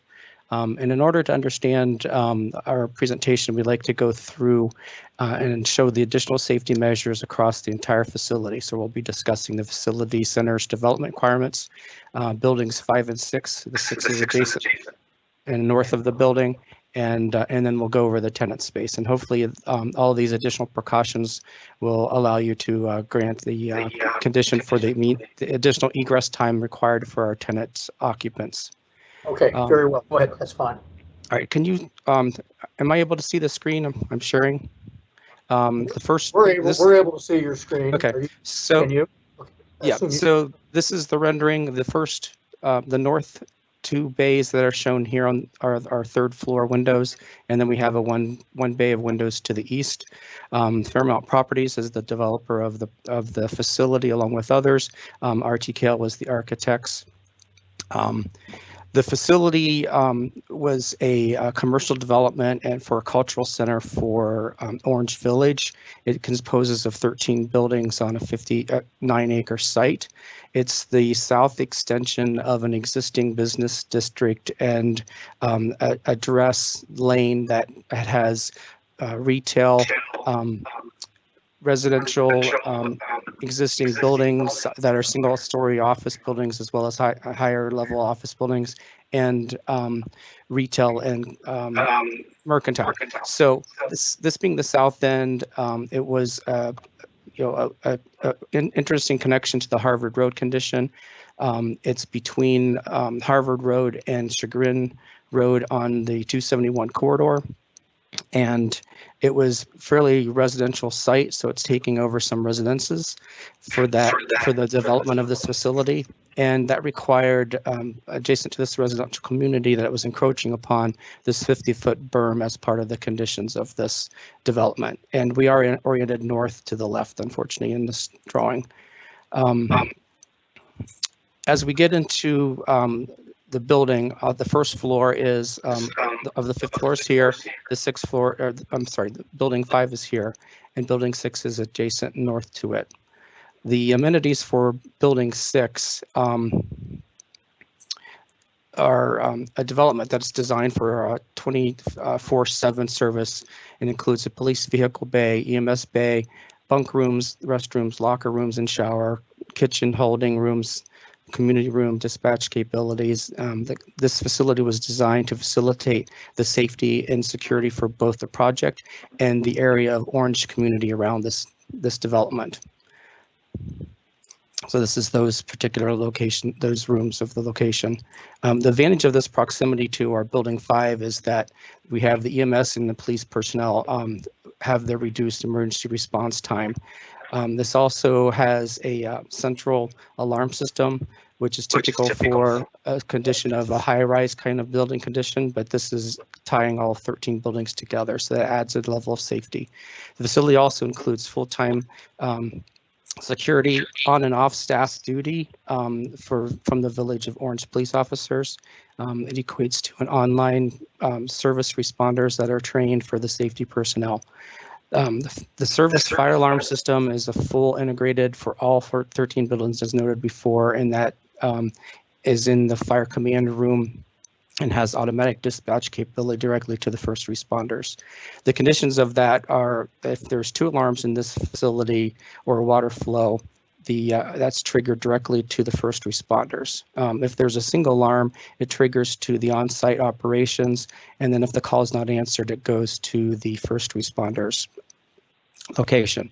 So these elements add to the standard, above the standard care or above requirements of the code for typical office buildings.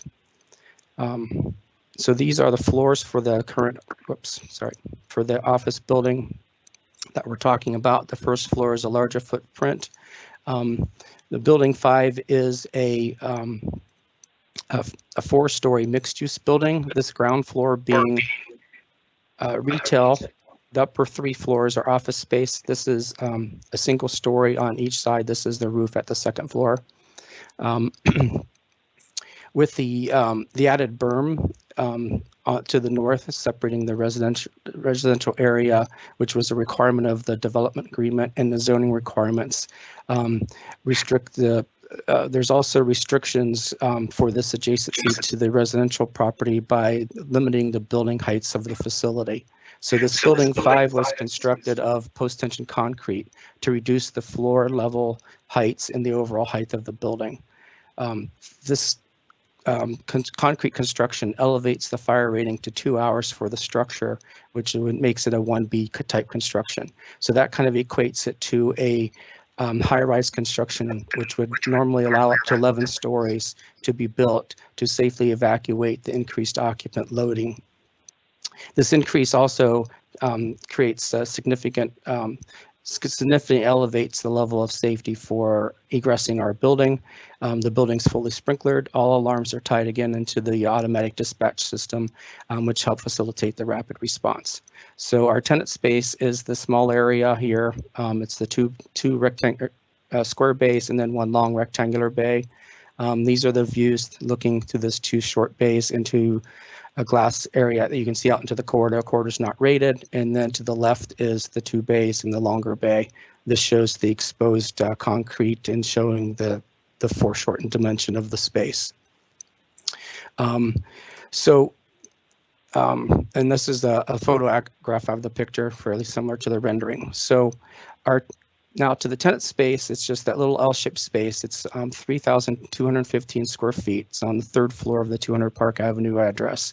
It's a single means of egress space because it's constrained by existing tenant spaces surrounding it. The issue is that per the code, the table 1006.2.1, the space must have less than 50 occupants or equal to or less than 100 feet of common path of travel, which is the decision point of a choice to go to 2 exits. The current occupant load with all seats is 48. The actual calculated load is 32. And I need to make an adjustment to our amendment. We actually noted that it was 30 feet beyond the 100 feet. The actual true dimension is 31 feet. So it's 131 feet of the common path of travel till we get to a point where we have a decision to go to 2 exits. The first one being a 2-hour rated stair A at the left and going straight down the corridor to a 2-hour rated enclosure for stair B. So with this additional improvements to the property beyond the base building code, We're adding additional levels of safety for egressing the tenant space by adding additional smoke detectors within the open and enclosed areas. We're adding strobes to provide additional visual warnings and additional fire extinguishers. And also with this existing base building construction and the facility construction, which far exceeds the standard of a typical office building construction, which provides the concrete structure closer to a high-rise condition of a type 1A, 2R rated building versus a no structure building, which would be a typical 4-story to a 2B type construction. This adds the benefit of on-site security by the Village of Orange Police on and off duty. And the adjacent building 6 has the police and fire safety hub station for the village, adding potential for 24/7 capabilities. The building's fully sprinklered, fire alarm monitored, and has emergency dispatch, again, similar to a high rise. And the system reduces the detection time and increases the speed at which occupants are notified to egress the building and for reduced time for dispatching the emergency responders. So with that, we ask that you approve our appeal request for a single means of egress space that exceeds the 100-foot minimum by the additional 31 feet. Thank you for your consideration. Are there any additional questions? Okay, any questions for Mr. Workley at this point in time by members of the board?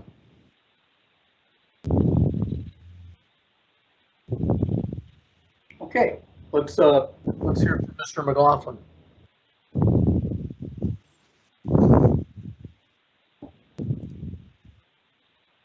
Mr. McLaughlin? Did we lose our building official? He may be muted there. It is *6 to unmute yourself on your phone. I think he's on. Okay, thank you. Thank you. Okay, you heard the presentation. There were no questions at this point in time of the appellant's architect. We're deferring to you to hear the building department's sentiments. Yes, the fire department and I have taken a look at it.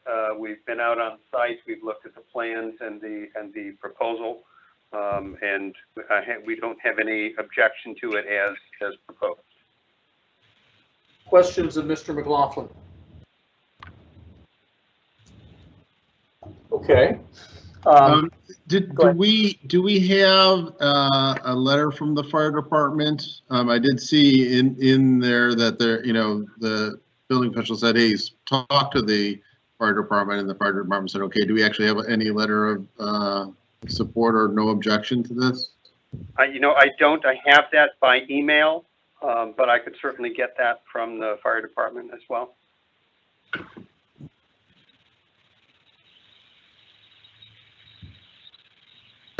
Okay, gentlemen of the board, what are your thoughts?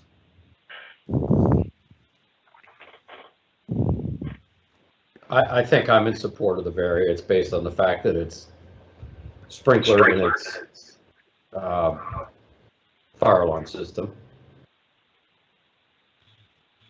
Brad? Yeah, I mean, it seems like it's a pretty well-protected building. I do have a question, though, of who was talking, the architect?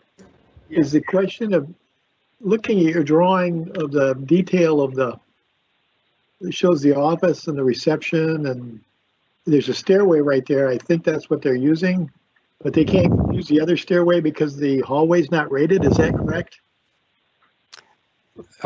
No, the issue is the tenant space being this L-shaped leftover space between two other already leased tenant spaces does not allow us to reconfigure to give them a second means of egress from this area. Oh, I see. Okay. Brad, Okay. What's your comfort level? Yeah, the fire department seems to be okay with it.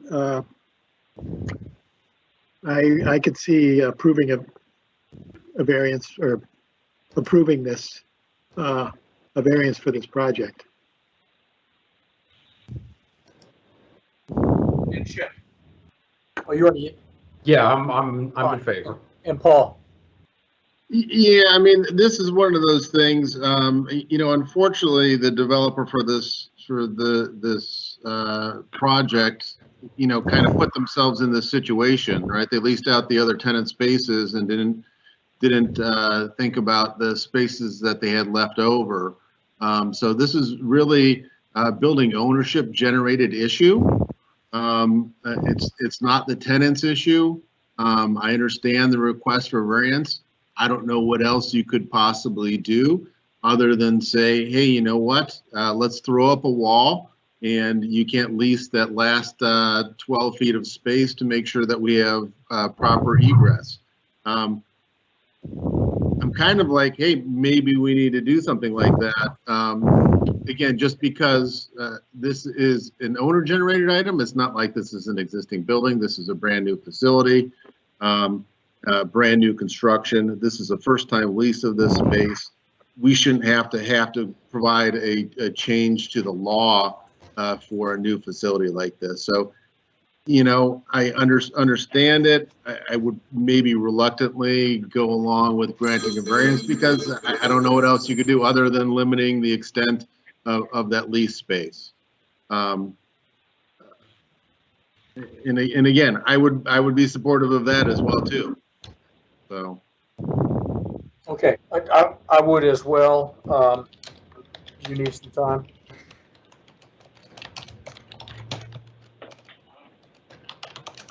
Paul, you need some time for just.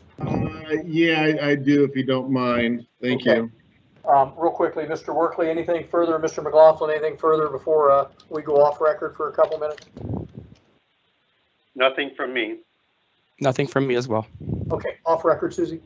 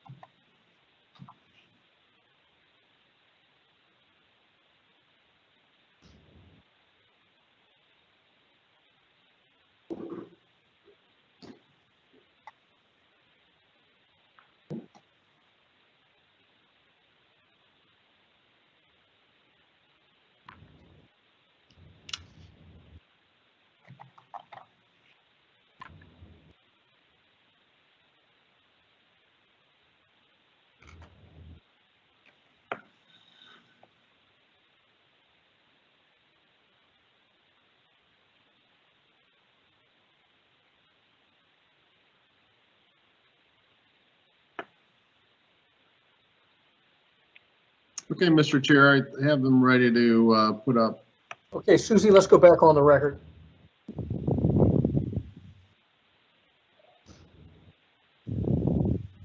Now we're ready here.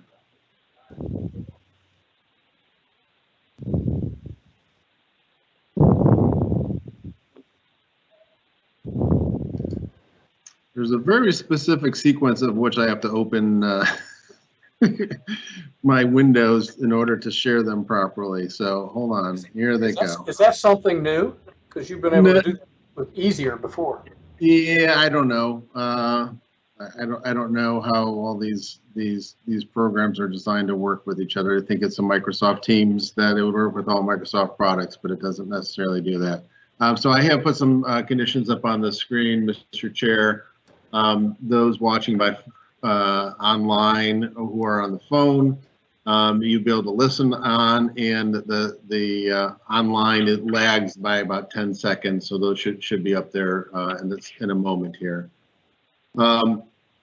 Variance is a condition on the following. Number one, additional fire alarm detection devices and audible/visual notification devices shall be provided to the satisfaction of the building and fire officials. Number 2, additional fire extinguishers shall be installed to the satisfaction of the building and fire officials. Number 3, this variance is granted based on the use, construction, occupant load, square footage, and level of activity identified on the approved construction documents, including the maintenance of all building systems and any conditions required herein.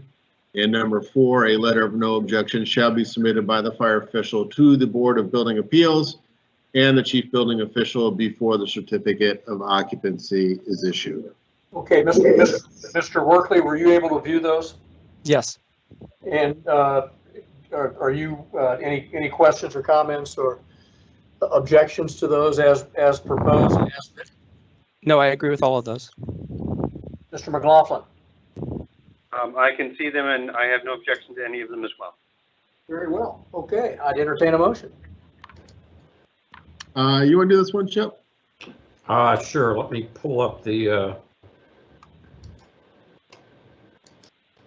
Just considering my favorability is not super high because, again, it's an owner-generated issue.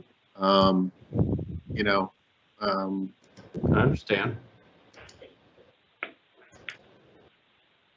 All right, Mr. Chair, for Board of Building Appeals case number 20-0121, the appellant is Walnut Ridge Management for the premises Pinecrest Building number 5 at 200 Park Avenue, unit number 315 in Orange Village, Ohio 44022.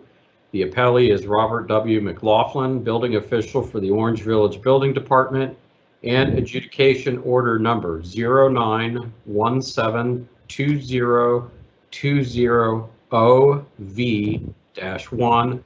I move to grant the variance subject to the condition previously read into the record and noting the conditions previously read into the record and noting the no objection of the building official. Okay, that motion's been made. Is there a second? Brad's muted. Second. Okay, very good. Motion's been made. It's been seconded. All those in favor signify by saying aye. Aye. Aye. Any opposed? Okay, the matter passes on a 4-0 basis with the 4 attached conditions.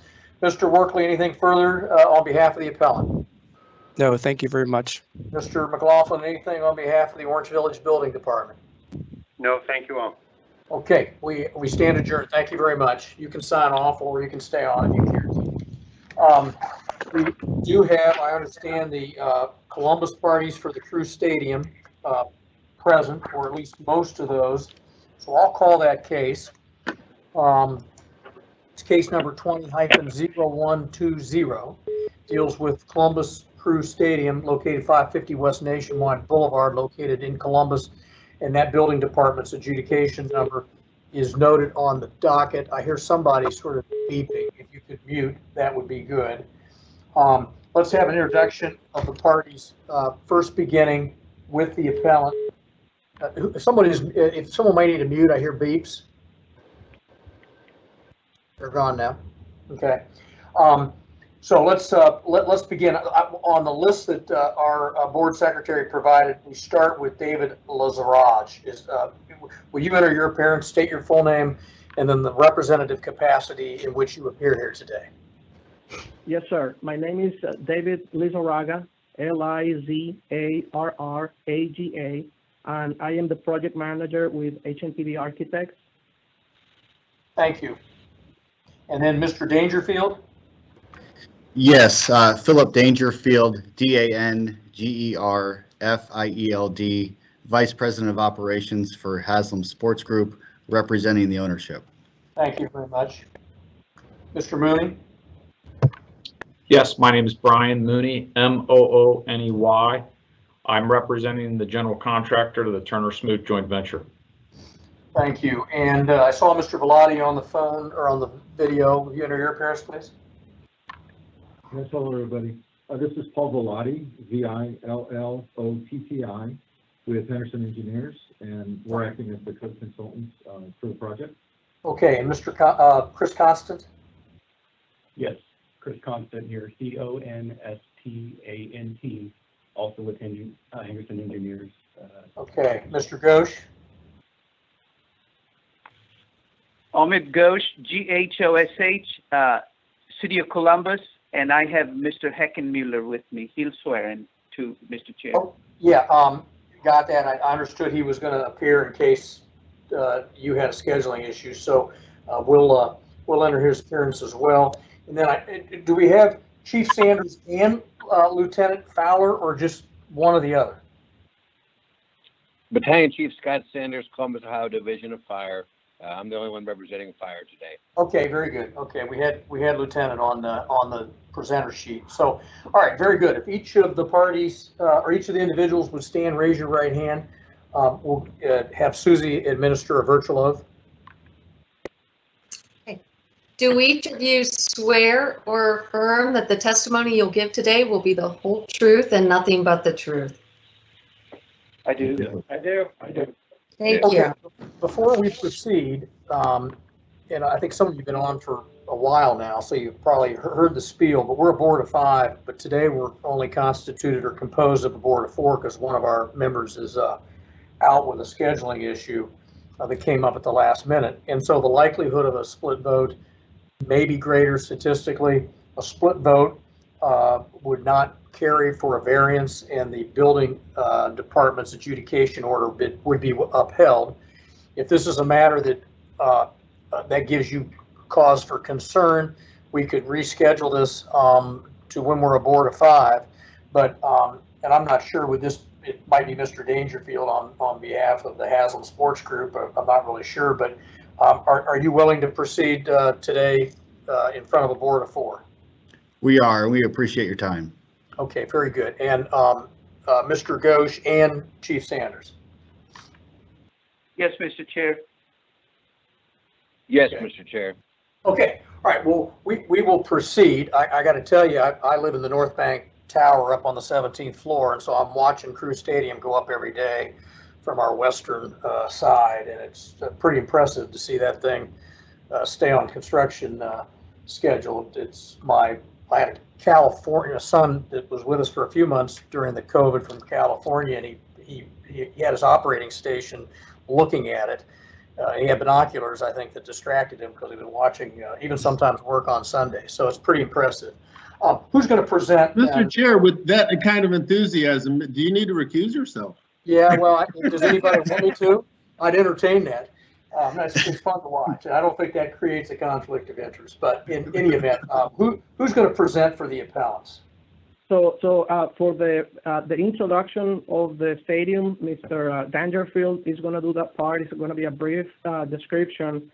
Okay. After that, I will describe the design, and from that point on, Paul Velati and Chris Constant will get into the core of the matter.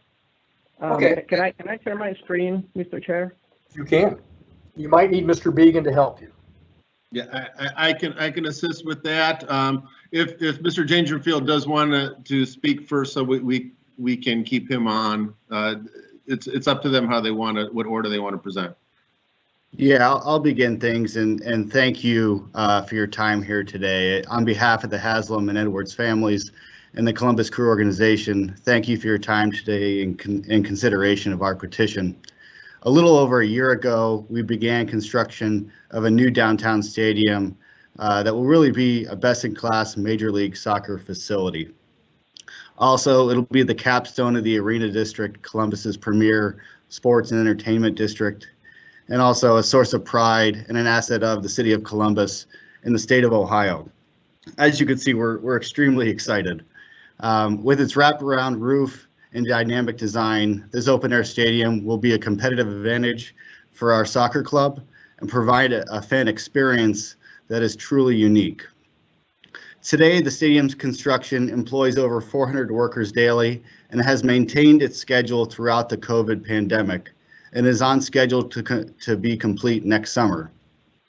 I'd like to thank the City of Columbus Building Department and Fire Department for their hard work and partnership working with our design team. Again, on behalf of the Haslam and Edwards family and the Crew organization, thank you for your consideration and your time today. Okay, very good. Thank you, Phil. The stadium has a capacity for 20,400 spectators. Are you able to see my screen? Yeah, no, we see. Yes, now we can. Okay. Like I said, the stadium capacity is for 20,400 spectators, and the total area of the stadium is 461,000 square feet. The stadium has 4 main levels. The lower level is below grade and is shaped as a U in plan. The main concourse is on grade and is the only level that has a 360-degree presence around the pitch. The north area of the stadium is where the supporters are going to be located, and they also have a beer garden in that zone. The supporters area is for 3,300 spectators.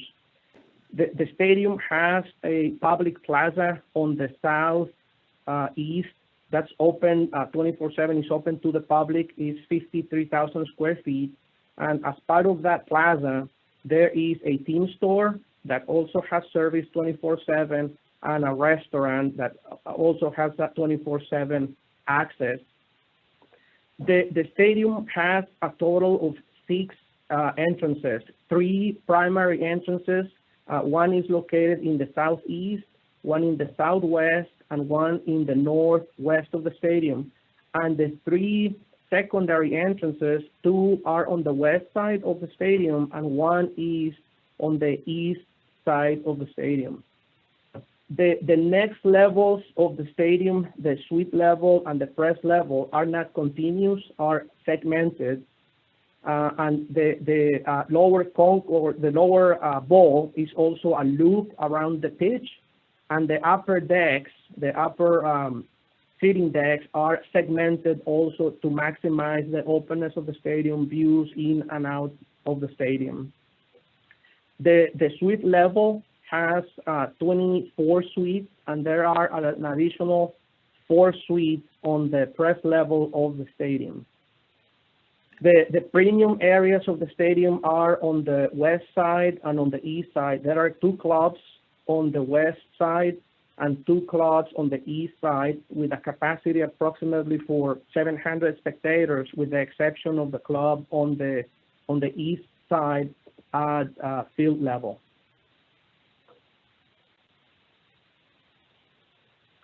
In the next image here, you can see some views of the concourse, and it shows how the main concourse is very open. The seating decks are also open. The only seating deck that is continuous from top row all the way down to the field is the supporter section, which is the rendering that you are seeing on the bottom left corner. The partial open roof or canopy basically covers all of the seating all the way to the first row of the stadium. So in a nutshell, that is the description of the stadium design. And from this point, I will pass the word to Paul Bilotti and Chris Constant.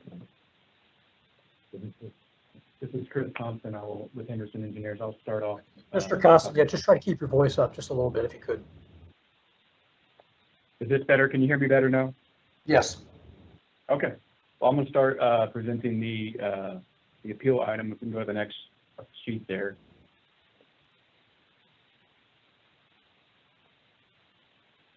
So the item is the allowable building height, and that is found in Ohio Building Code Table 504.3. And for an A5 occupancy, which is the primary occupancy for the outdoor stadium with the construction type of 2B, non-combustible, the allowable height for the building height is 55 feet. The measurement to the midpoint of our highest roof is 70 feet. So the appeal is to allow that proposed roof height of 70 feet, and we're going to talk about some of the equivalent safety that's provided. Also of note, it is not considered a high-rise based on the highest floor level, so that is important to this. We can go to the next slide. And just an overview of the condition of the roof itself.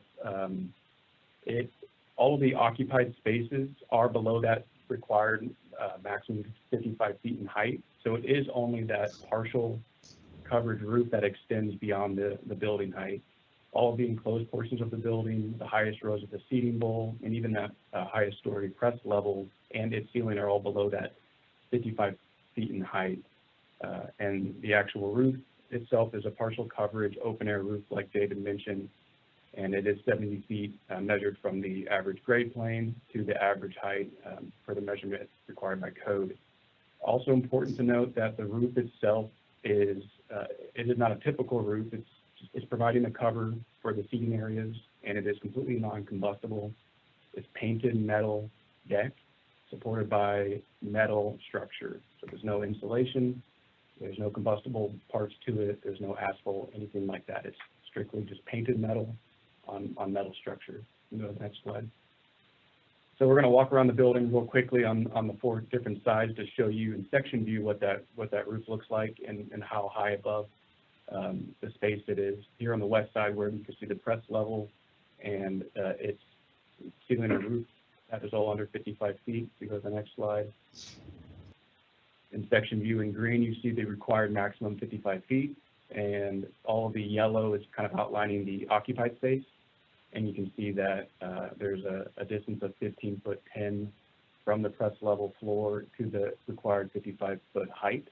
And really, it's not until you add that partial roof on there that it exceeds the height. So if we go to the next slide, it just shows if you put the ceiling in there. So, you know, it's a unique condition where the roof is not encapsulating the building, it's just sitting above it. And we'll get into some of the safety that's provided there in the fire model we did. But it allows smoke to vent freely to the outside. And really the higher up that roof is, the more that smoke is maintained away from the egress paths and occupied spaces, and also maintaining lower temperatures. We'll talk about that more. So we'll go around to the other side. The north side is where we have these 2 terrace levels above the seating areas. And those are completely below the 55-foot elevation as well. All right, Mr. Constant, you're starting to fade just a little bit on us. My apologies. I need to get closer to the microphone here. Okay, thanks. So here you can see the upper and lower terrace levels. Those are 9 feet below the 55-foot height. And the next slide just shows where the roof is in relation to that. Going over to the east side, this is all just seating areas, the 2 different levels. And the highest row in that upper bowl is 10 foot 7 below the 55-foot height. And when we add the roof, you can see where that lines up. So, you know, having the roof there is not adding any more floor area that would be above a 55-foot height. Everything's maintained below that. And then on the final section over on the south side, similar story here, where we have just the seating, the 2 levels of seating area. And that last row is the same elevation, 10 foot 7 below the 55-foot height. So at this point, turn it over to Mr. Velati to go into some of the equivalent safety that's provided. Thanks, Bill. Yeah, I want to talk about how the design provides an equivalent level of safety as intended by the building code. And Mr. Velati, you might want to get a little closer to the mic as well. You weren't bad, but I think you could improve. Thank you. There we go. Thank you. So the building code really is trying to address 3 issues when it talks about building safety. The first one is structural integrity. The second one is maintaining safe egress from the building. And then finally, providing firefighter safety in the event of a fire. So I'm going to talk about each one of those just a little bit here. So we performed fire and smoke modeling for the design, and the first thing we looked at was structural integrity. So we took multiple locations, but 2 separate conditions. One was where the largest fires could occur, and some of those were further away from the roof. And then we also evaluated where fires could occur closest to the roof. So we modeled fires at the top of the press area, We modeled fires, larger fires down on the concourse areas. And the roof, actually, the further the way the roof is from all of the stadium itself, the safer the design is from a fire safety standpoint. Because as I increase the distance above occupied spaces, what happens is that fire plume gets cooler as I get further away, and so the temperatures are decreased. This slide that we have here is really a summation of the pertinent studies that we did that shows the field temperatures ranging from about 200 degrees to 600 degrees maximum for each of those fire conditions. And just as a reminder, 1,000 degrees Fahrenheit is what we use for failure points for fireproofing, so that the steel would then lose too much of its strength at that point. So we were able to maintain steel temperatures below the failure point for the roof. So in this case, actually raising the roof does not increase it. Doesn't increase the hazard, actually increases the safety. From an egress standpoint, the building is designed, the stadium, seating bowl, and concourses are designed using what's called smoke-protected assembly seating provisions. And this is a code approach that says that if you can demonstrate that the building is provided with either natural or mechanical venting, so that the egress paths are maintained free of smoke 6 feet above the walking surface, then we're allowed to use those design provisions, which allows us longer travel distances and more efficient seating bowl requirements. So obviously, if we move the roof up, any smoke accumulation from a fire actually has a greater reservoir and will be further away from the egress path. So in this case, again, the fire modeling demonstrated that with the roof in its location, we're able to provide that free venting.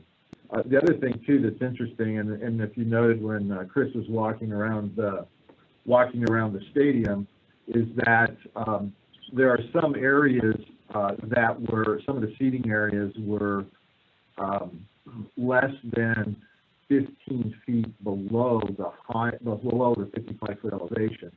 And the Ohio Building Code requires us, when we do smoke-protected assembly sheeting, to have that roof at least 15 feet above the highest walking surface. So if I had the roof at 55 feet, I actually would be violating that provision in the Ohio Code for smoke-protected assembly sheeting provision. Let's go to the next one. So this image here is just really showing a typical. This is where we had a larger fire on the upper concourse. The blue that you see, the plume rising up, anything within that blue area is not within the tenability criteria. Everything else is. So, and in this case, the tenability criteria we're using for the egress paths are 140 degrees Fahrenheit maximum temperature, visibility, being able to see at least 30 feet, and then also the CO concentration of 1,400 parts per million. All of the egress paths, with the exception of the actual fire area itself, with the roof design, meet that criteria.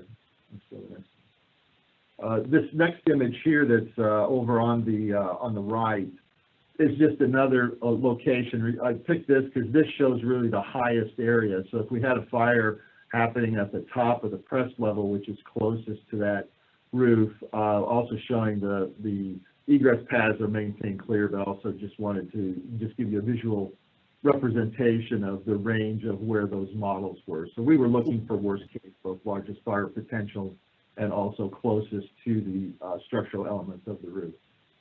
Question, Mr. Bellotti, while you're doing that, and this, we'll talk about it a little bit more here. Both of your location 4s and the fire modeling are on the outside. They are not inside that press area, is that correct? Yes, that's correct. The reason that they're outside is that in the press area, and actually in all of the enclosed areas of the building, it's fully sprinklered. So the fire size, the size of the fire in the fully sprinklered enclosed area would be less than a fire that could occur outside where there are no sprinklers. So there's no, just to be clear, there's no sprinklers in any of the open air areas, and that is OBC section 1029.6.2.3 and 903.2.1.5 requires sprinklers only in the enclosed spaces when I'm in an A5 use. So we have sprinklers in all the locations that the building code is requiring them to be provided. So question related to that is there any fuel-fired mechanical equipment on top of the press box area? There are rooftop units. There are rooftop units on top of the press roof, the flat press roof. There is no equipment on the metal canopy, on the partial open air roof. No, but I understand that. I'm just talking about, so if I understand correctly, the press box area is the closest enclosed area to the structure. That press box floor itself, the enclosed area, is sprinklered, but there is fuel-fired mechanical equipment on top of that roof, which would be below the structure. Who can answer that? I've asked David, I think he may. David, go ahead. Yes, there's no gas up on the press level. So there's no fuel-fired equipment on the roof level. Correct.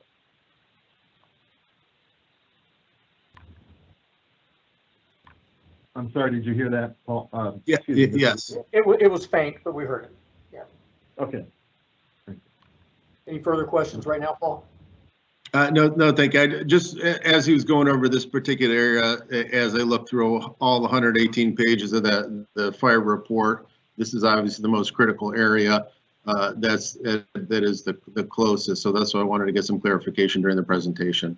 Understood. That makes sense. Okay, Mr. Bellotti. Great. So then lastly, I want to talk about how the additional height is not resulting in more difficult firefighting. So as Chris Constant talked about, that the roof is just a painted metal panel on metal support. So I don't have any insulation in it. It doesn't have a membrane roof covering or an asphaltic roof covering on it. It's just painted metal that's sitting up there. So I don't have a combustible loading. It's also the extra height is also not creating a greater fire exposure. There's no additional square footage. There's no enclosed areas within this roof. It really is just a sun and rain screen for the patrons that are in the grandstands and circulating around the concourse. That's all that it's serving to do. The other thing too is that, firefighting, usually I'm on the roof because I need to vent the building. This building is already vented. I don't need to crawl on the roof to cut holes in it. It's already freely going to vent to the atmosphere because it's a partial roof. It just covers the seating areas. The other thing in terms of from a firefighting standpoint, so the building, as I mentioned, all the enclosed spaces are sprinklers. We've also provided automatic standpipes throughout the stadium. I'm going to ask you to flip the screen, David. And so each of the levels, and we've had a number of conversations with the City of Columbus, both the fire department and building departments, Chief Sanders, and actually I want to thank Chief for some of the recommendations that he made to the design team. As an example, when we were talking about the automatic standpipes, one of our considerations was to provide wet everywhere and insulated. And based on some comments during those meetings, the decision was made to go to automatic dry standpipes in all of the open air areas where there's potential to freeze in the winter. And then all of the enclosed heated spaces, they're heated 24/7. Those are wet. So the fire department has automatic standpipes. They're backed up with a fire pump. And we've spaced them out so that they have 150-foot maximum hose reach, and are also providing the 1250 GPM demands for those. And then lastly, for the board, I just wanted to let them Question, know Mr. Velati, related to the standpipes, and I'm sure you've had these conversations with the chief. Are there any hose cabinets there, or are we is the fire department gonna be carrying their hoses in? Just out of curiosity. Yeah, at the press level, there are hose cabinets, but there are not hose cabinets anywhere else. Okay, thank you. Okay. So the next one. Go ahead, Mr. Velati. Okay. And then lastly, I just wanted to, for the board's knowledge, let them know that there are multiple access points into the stadium for firefighting. David had talked about the major entrance points, and I think this one here in the upper right-hand corner shows where they actually can get directly onto the field. That's a tunnel that you're seeing underneath the concourse there. So let's go to the final slide. So just in conclusion, we just wanted to summarize that the roof is it's a partial open air, non-combustible roof.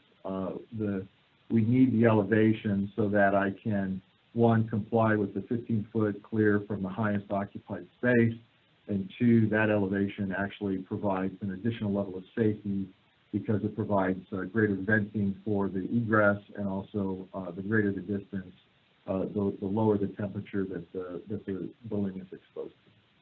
So at this point, if there's any questions from the board. Well, I think we've had a few. Let me advance this for a minute. Mr. Ghosh, you can be heard. And then we'll open up the questions for all the parties.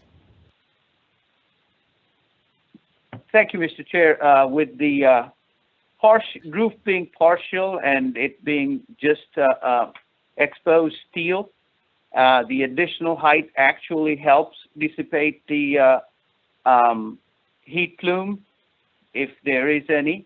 And so and the fact that they're providing Class 1 automatic dry standpipes, and they have, Mr. Velati may want to talk about how they've calculated the egress. They've calculated the egress in the way that we would want, and the fact that all the enclosed areas are sprinklered, and they agreed to provide manual pull stations. We feel pretty confident in the non-public areas, manual pull stations in the non-public areas. We'll feel pretty confident to speak in favor of this appeal. Thank you. Okay, I'm going to assume there's been a series of meetings between the parties over time. Chief? That would be accurate, Mr. Chair. Chief Sanders? Columbus Fire is also would speak in approval, just as Mr. Ghosh said. We've had numerous meetings back and forth, and we are 100% satisfied with this proposal. Okay, now I'll members of the board invite any questions or comments at that point. But any questions of Mr. Velati at all, or the chief or Mr. Ghosh?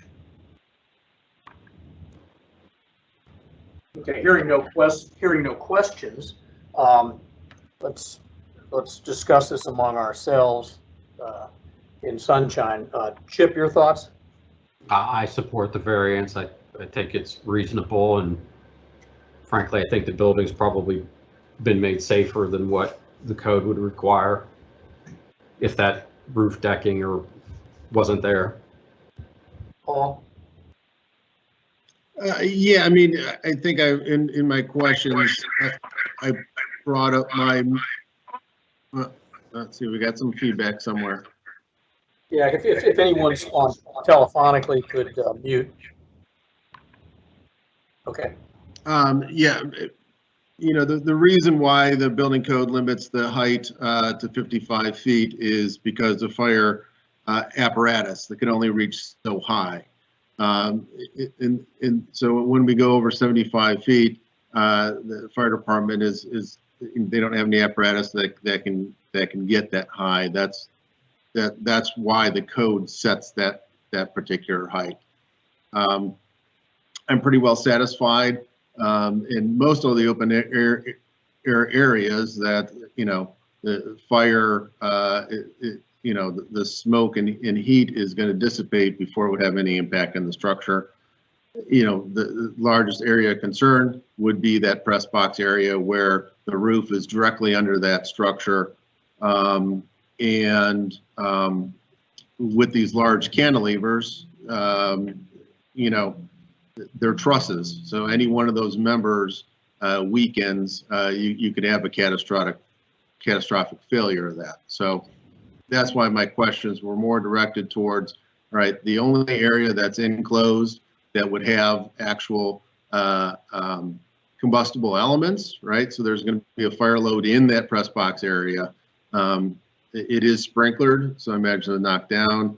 I believe my questions have been answered regarding rooftop equipment on there. So, you know, if there, again, that's why I was asking if there is a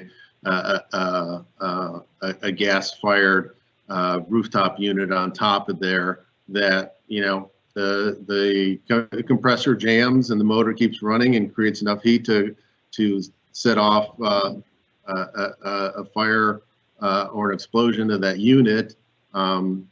It's really close to that structure. So I think for the most part, everything is very safe. That's the most critical area, in my opinion.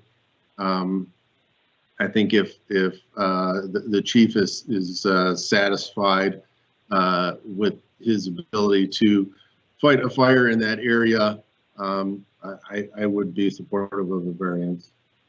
And Brad.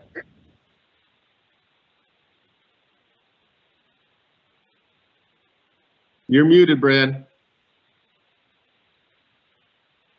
Okay.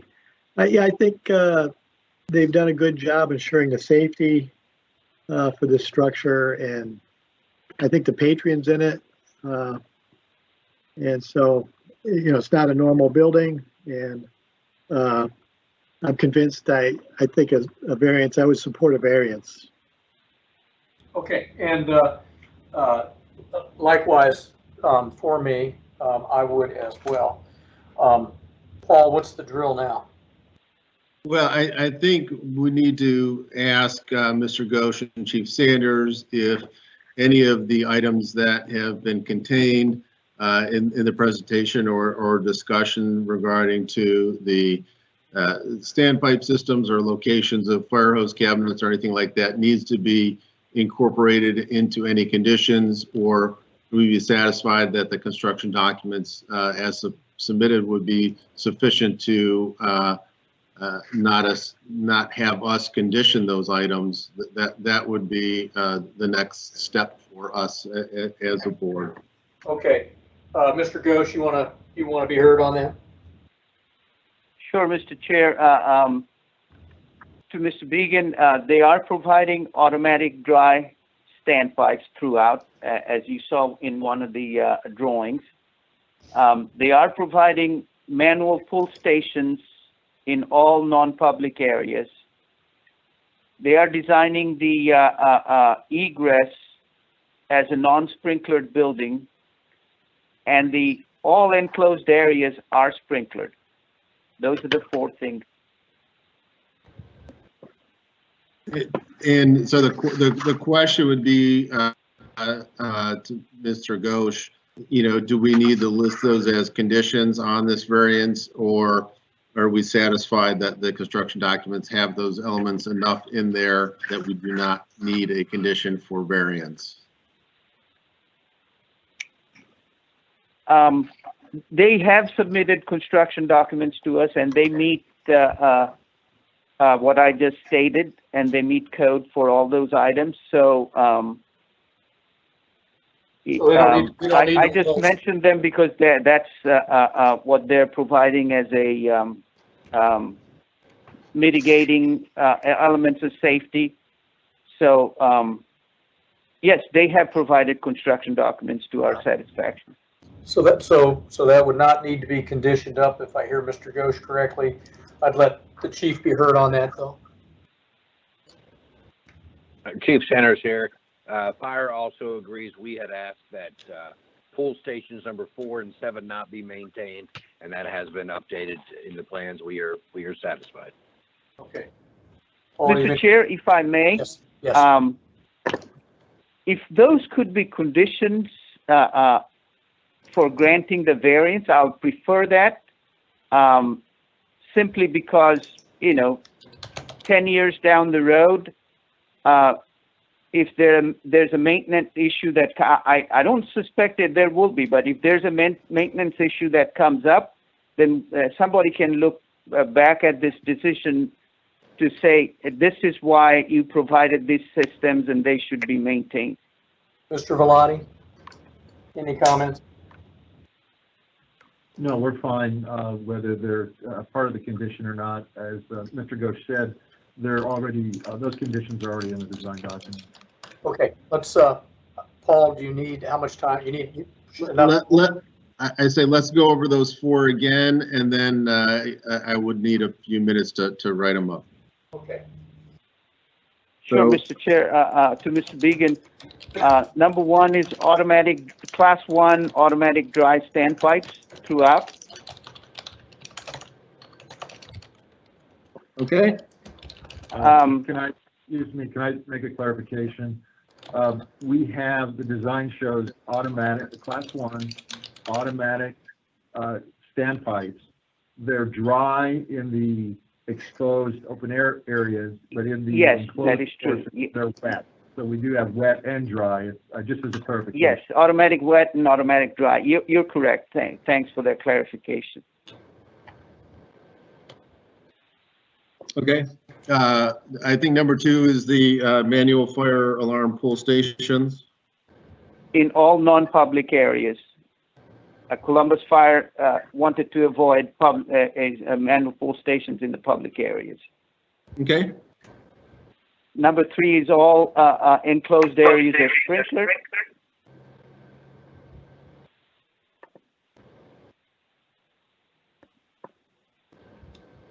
Okay. And the egress has been designed for a non-sprinkler building. Again, I just want to make a clarification. We have a little feedback there, so we might, if you could restate that again. 3 and 4, or just 4? 4. 4 is the egress has been designed for a non-sprinklered building. Again, I might want to make a clarification that the areas that comply with the smoke protected assembly seating provisions are using those provisions. All of the enclosed spaces are designed using the non-sprinklered egress width provision.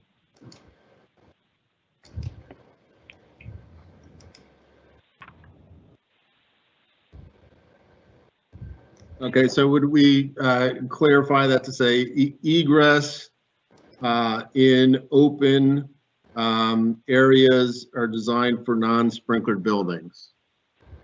Would that be accurate? If I may respond, Mr. Began, egress in the open air areas conforms to smoke protected assembly seating provision. The egress width, yes, the egress width in the enclosed spaces complies with the non-sprinklered egress width provision.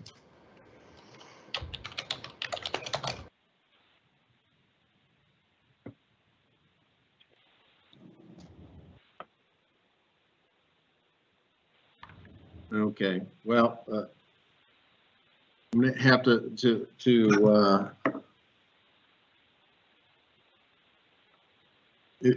I guess, Mr. Chair, I would need a few minutes here then to put these into written form that I could put up on the screen, if you would give me a few moments. Yeah, we'll go off the record. Others can use restroom, whatever, and we'll work on Paul's time schedule. Susie, we're off the record.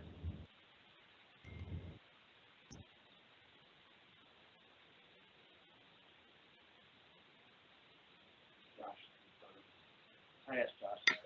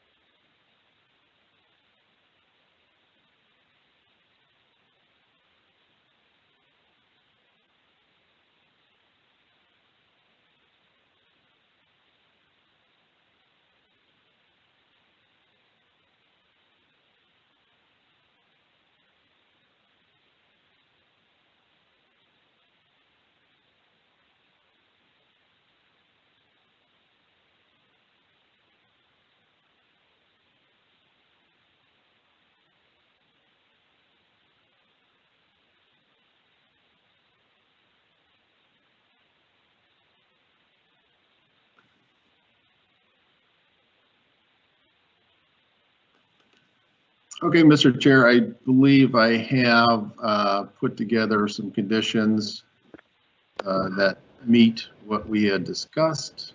Okay, do we have the parties here? Susie, let's go back on the record, and are you going to try to post them? Yes, Mr. Chair. Okay.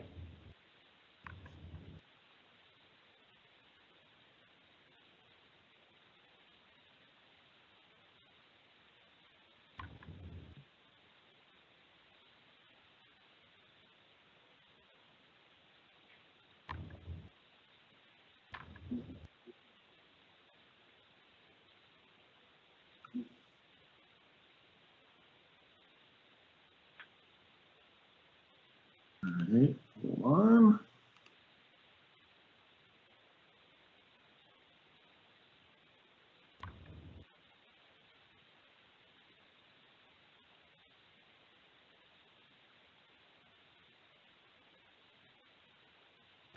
All right, there we go. I have put them up on the screen. Those following my phone, they will be up. We have about a 10-second delay on what you're watching online. Variance is conditioned on the following. Number 1, automatic class 1 standpipes shall be provided throughout the facility to the satisfaction of the building and fire officials. Number 2, manual fire alarm pull stations shall be provided in non-public areas to the satisfaction of the building and fire officials. Number 3, all enclosed areas shall be provided with an automatic sprinkler system to the satisfaction of the building and fire officials. Number 4, means of egress in open areas shall be designed for non-sprinkler buildings and conform to the provisions of a smoke protected area.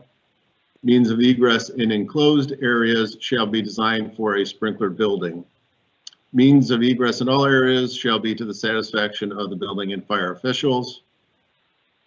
Number 5, this variance is granted based on the use, construction, occupant load, project areas, and level of activity identified on the approved construction documents, including the maintenance of all building systems and any conditions required herein.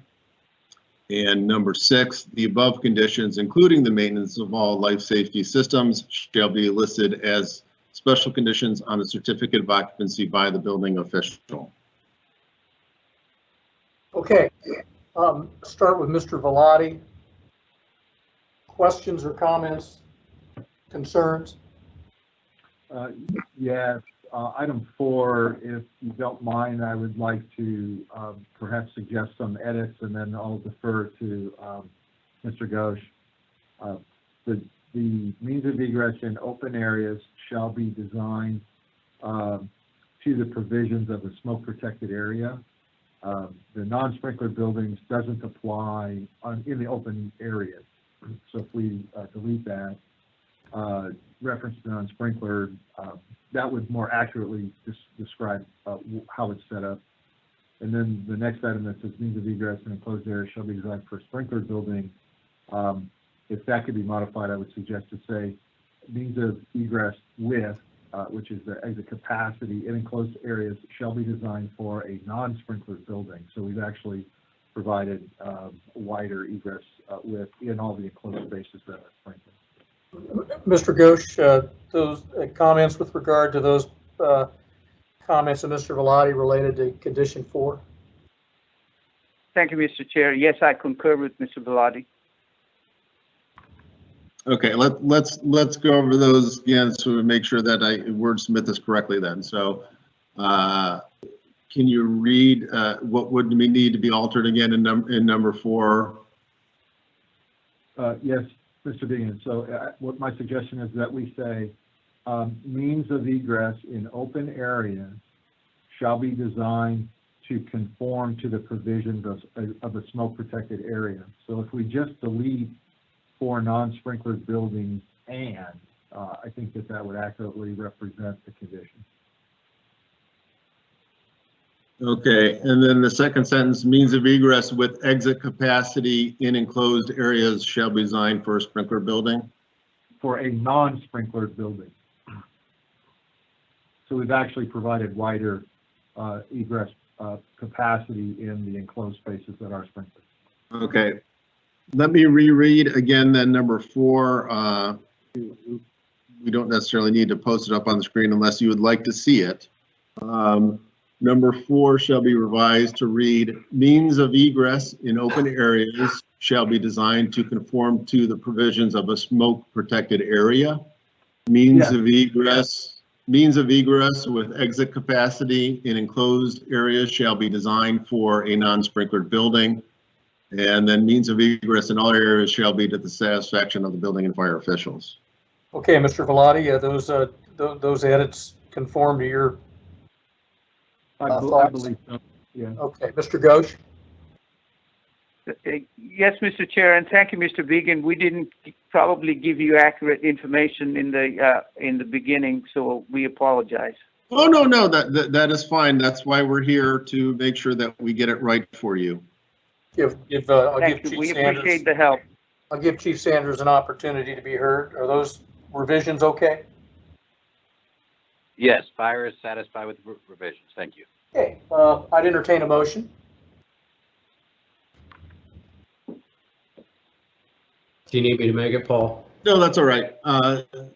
Yes, Mr. Chair, for Board of Building Appeals case number 20-0120, the appellant is Phil Dangerfield for Crew SC Stadium Company LLC and Confluence Community Authority for the premises Columbus Crew Stadium at 550 West Nationwide Boulevard, Columbus, Ohio 43211.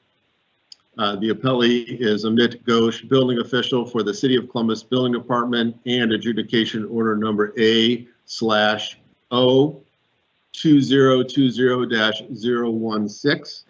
I move that the variance be granted, subject to the conditions previously read into the record, and noting no objection of the building and fire official.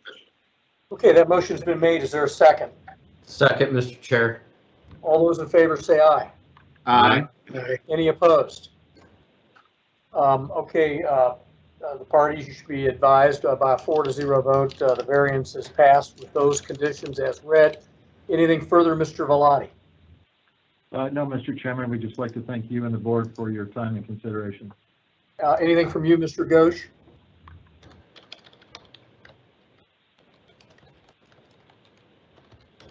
Take that as a no. Anything from Chief Sanders?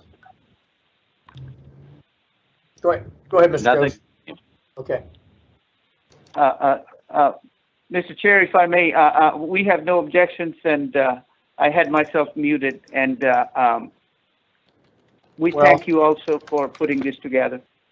Had you had any objections, the variance had already been granted by the time you had so, all right, we stand adjourned on this case. I know you're around for the next case. So thank you. The parties can sign off if they care to, but we'll move quickly here if we could to our, we're almost 2 hours behind, but case number 20, this is another Columbus jurisdictional matter, case number 20-0088 deals with the premises located at 433 West Broad Street. Columbus's adjudication order number is noted on the docket. Let the record reflect that presumably Chief Sanders, Scott Sanders, and building official Amit Ghosh is present. Who is present? If you could identify yourself, state your full name, spell your last name, and the capacity by which you're here on behalf of the property owner at 433 West Broad Street. Yes, this is Jessica Shuren, SCHUEREN. I am the owner representative with Kaufman Development, which is the owner of the property. Thank you. I'm Michael Soriano. Last name is S as in Sam, URIANO.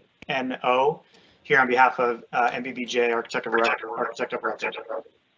Okay. Any others?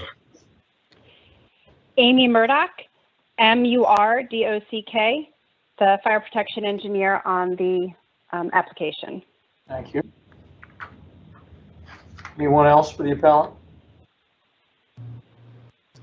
Okay, and just to make sure we haven't lost anyone, Mr. Ghosh, you and Chief Sanders still on the phone, or still on the line, or on the web, the Teams?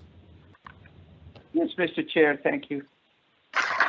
Yes, Chair, thank you. Okay, Very good. If each of you would stand, raise your right hand. Susie, would you administer the oath?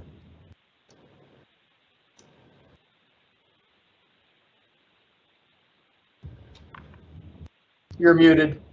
Susie, you're muted. Sorry. Do each of you swear or affirm that the testimony you will give today will be the whole truth and nothing but the truth?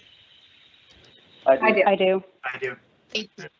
Okay, I'll defer to the appellants as to who wants to speak first. I will speak first. This is Jessica Shuren with Kaufman. Thank you for your time this morning. Again, my name is Jessica Shuren. I'm with Kaufman Development, and Kaufman Development is the owner of the property. I am joined by Mike Suriano with MBBJ, who is the architect, as well as Amy Murdoch with CCI, and she's the fire protection engineer, as you just heard. We are returning from the September 29th meeting on our hearing. And as a reminder, the Gravity Phase 2 project is a mixed-use development in Franklinton neighborhood, and that's in Columbus. The project is inclusive of a 12-story residential tower, 180,000 square foot office building, an 890 stall parking garage, a liner townhouse building that lines the parking garage on the west side of the building, and a mid-rise residential building. The project seeking review is our 12-story tower with market rate apartments, amenity space, and for rent commercial space on level 1. And as you may remember, the site is very constricted, and we are providing the large parking garage adjacent to the residential tower to support the various functions of the site and to the public, as was mentioned in the September 29th presentation. The south side of the tower is immediately adjacent to the garage with units with windows and balconies above the garage. And so we worked hand in hand with the City of Columbus building and fire departments over many months earlier this year to come up with an acceptable solution, which was presented to you on September 29th. And resulting from that presentation, we are here returning with the requested updated declaration of easements, covenants, and restrictions that defines the fire suppression systems and the fire suppression system easement, which can be found on page 3, page 5, and Exhibit E of that document, which you should have, as well as the air rights above the garage, which should be found on page 6 and Exhibit I. And the city attorney's office, as well as the chief building official, have agreed to the aforementioned updated language as well. Amy, do you have anything else to add, or Mike? Nope, that's a good summary from me. Amy Nothing to Murdoch, add. thank you.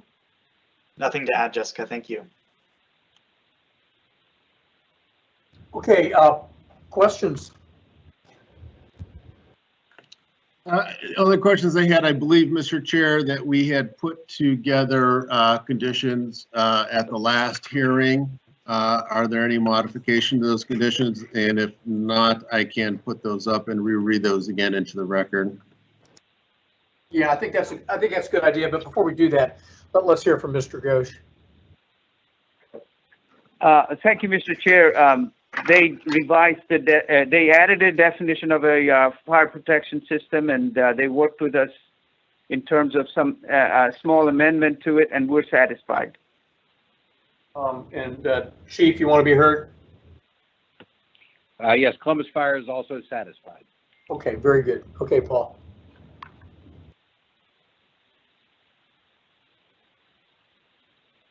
Okay, so I have put some conditions up on the screen. Again, the online people, there's a little bit of a delay, but let me start reading through these.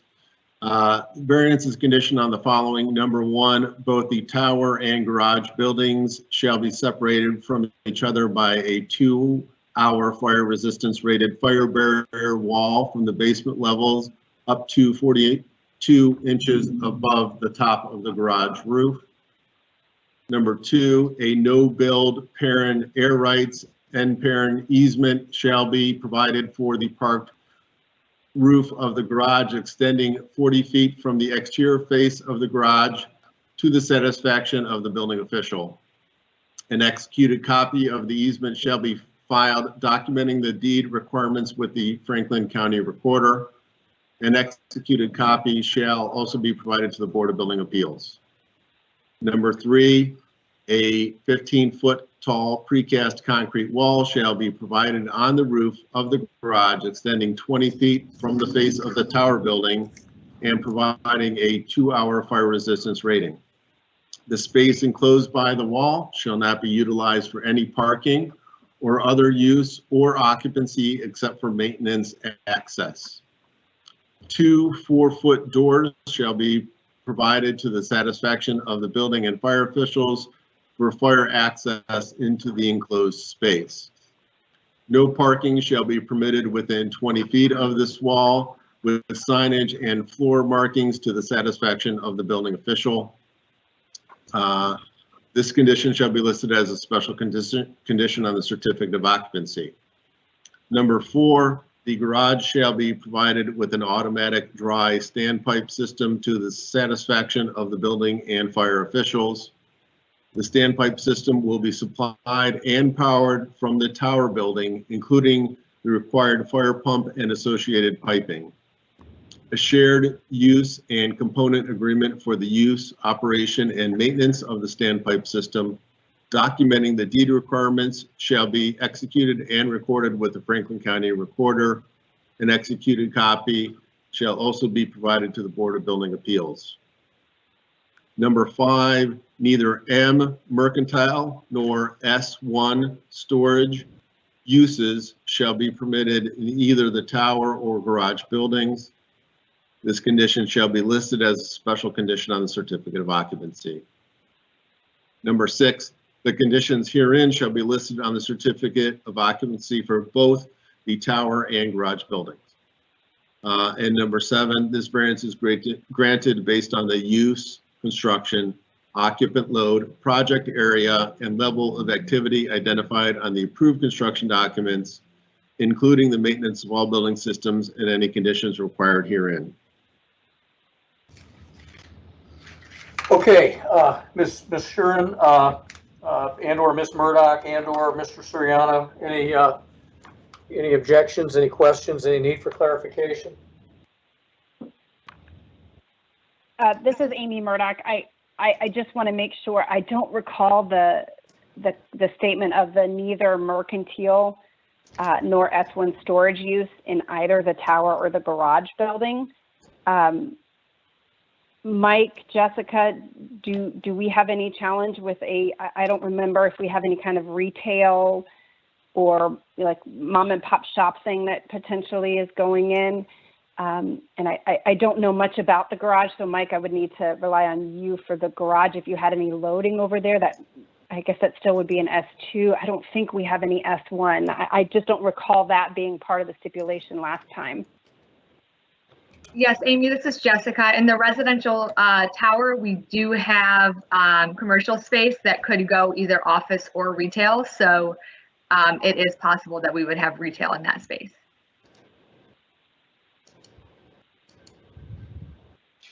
We do not have any storage, no S1 in the garage, so it's consistent.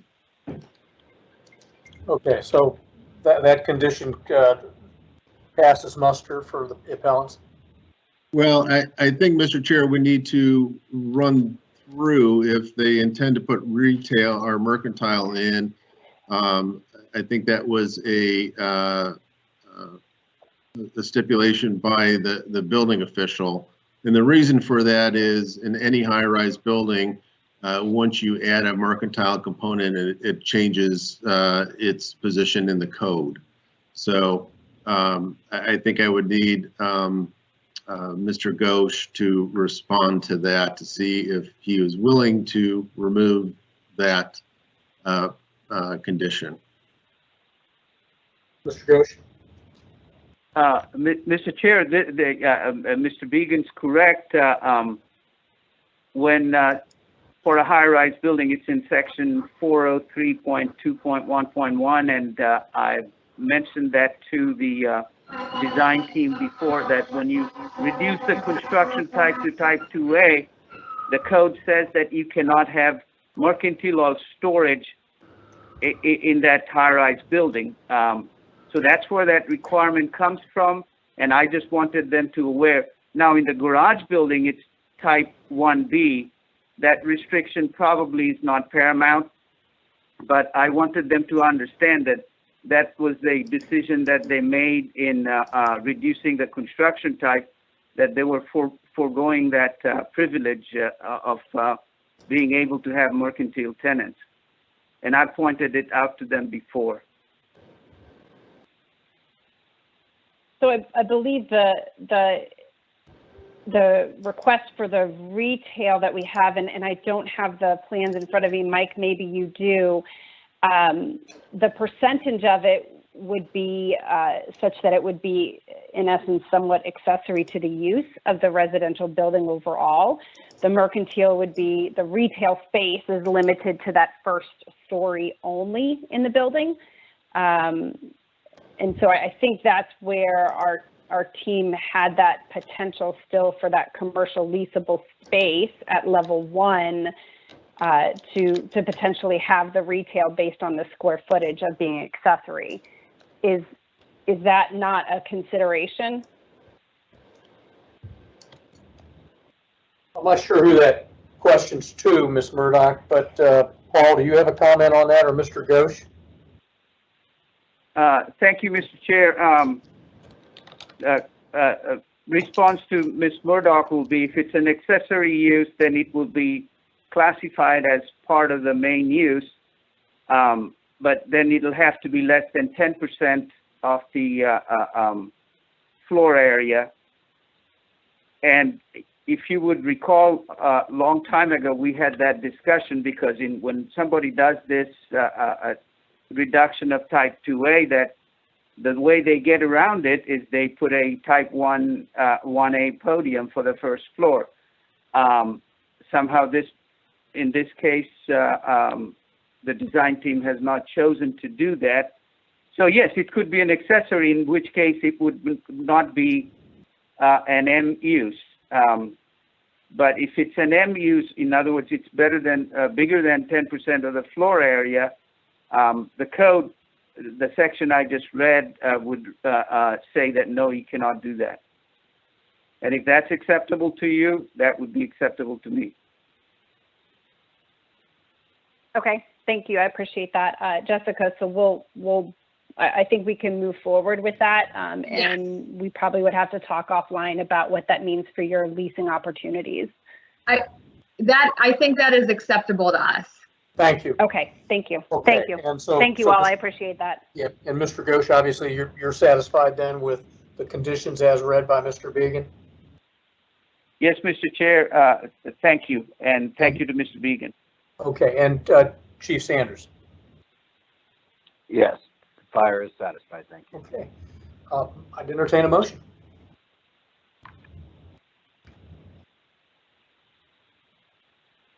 Yeah, hold on a second, Mr. Chair. I will move myself up. For Board of Building Appeals case number 20-0088, the appellant is the Gravity Project 2 LLC for the premises 433 West Broad Street, Columbus, Ohio. The appellee is Amit Ghosh, building official for the City of Columbus Building Department, and adjudication order number A/O2020-009. I move to grant the variance subject to the conditions previously read in the record and noting the no objection of the building and fire officials. Okay, motion's been made. Is there a second? Second, Mr. Chair. Thank you. All those in favor say aye. Aye. Aye. Any opposed? The motion carries with those conditions appended to it.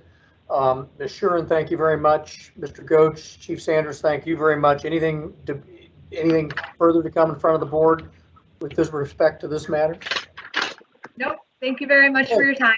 Very good, thank you. I understand from Susan that our last active case, the parties are here. Is there a need, Susie, for a break, or any members of the board? I'm fine to continue, Mr. Chair. I'm fine. I'm good. Okay. I'm good. Okay, very good. Our last case is a West Jefferson jurisdictional matter. It's case number 20-0116. And the, excuse me, the building authority's adjudication number is noted on the docket. I have an introduction, ask for introduction to the parties. Mr. Ford, are you present? You're present, are you not? I am, thank you. Okay, we'll begin with you, and then if Jay Smith and John Brewer are present, we'll allow them in that order to enter their appearance, and then we'll have the building official do the same. Okay, great, thank you. My name is Mark Ford, F-O-R-D, with Ford and Associates Architects, 1500 West First Avenue, Columbus, Ohio. And we are the architects of record for the project. This is Jay Smith. I'm the project executive for Duke Construction Limited Partnership, 5181 Nator Boulevard, Suite 600, Cincinnati, Ohio, 45040. My name is John Brewer. I'm with Shirkin & Donovan Consulting Engineers. I'm a project manager here for this project. Our address is 370 East Wilson Bridge Road, Worthington. And Mr. Hale.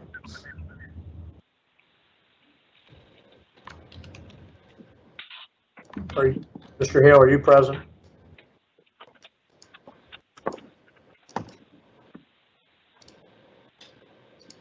Susan, have you had contact with? I thought we had the parties here. 937-603-3677. That's me. My name is Donald Kiley. I'm the plans examiner, contract plans examiner for Tom Hale. Oh, okay. You was on earlier, correct, Mr. Hale? Yeah, I've been on and off trying to see where we were. Are you appearing for the building department then? I am. Tom was going to be on. I know he was, sitting on the phone for a while, so I'm surprised he's on. I can text him if you'd like. Okay. Yeah. Well, we should probably invite yes, him. He was here earlier. Okay. Or you can call him. You can mute and call him, Mr. Kyle. Okay. We'll try to do that right now.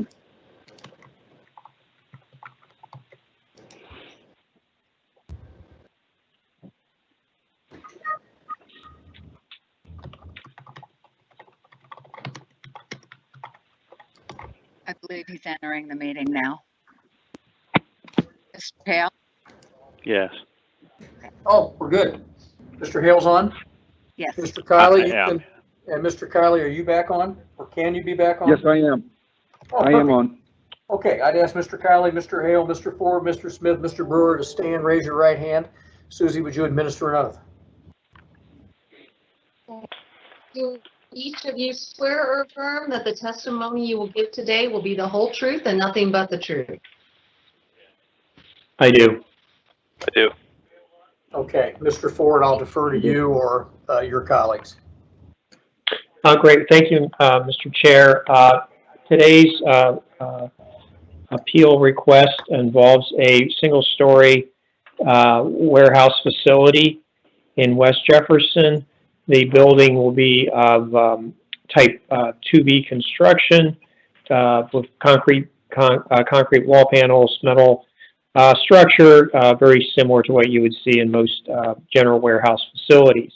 The variance request we have today is similar to one we had recently with the board, and that was to use a more current version of a reference code standard of ASCE7 and using the 2016 version or edition in lieu of the 2010 edition.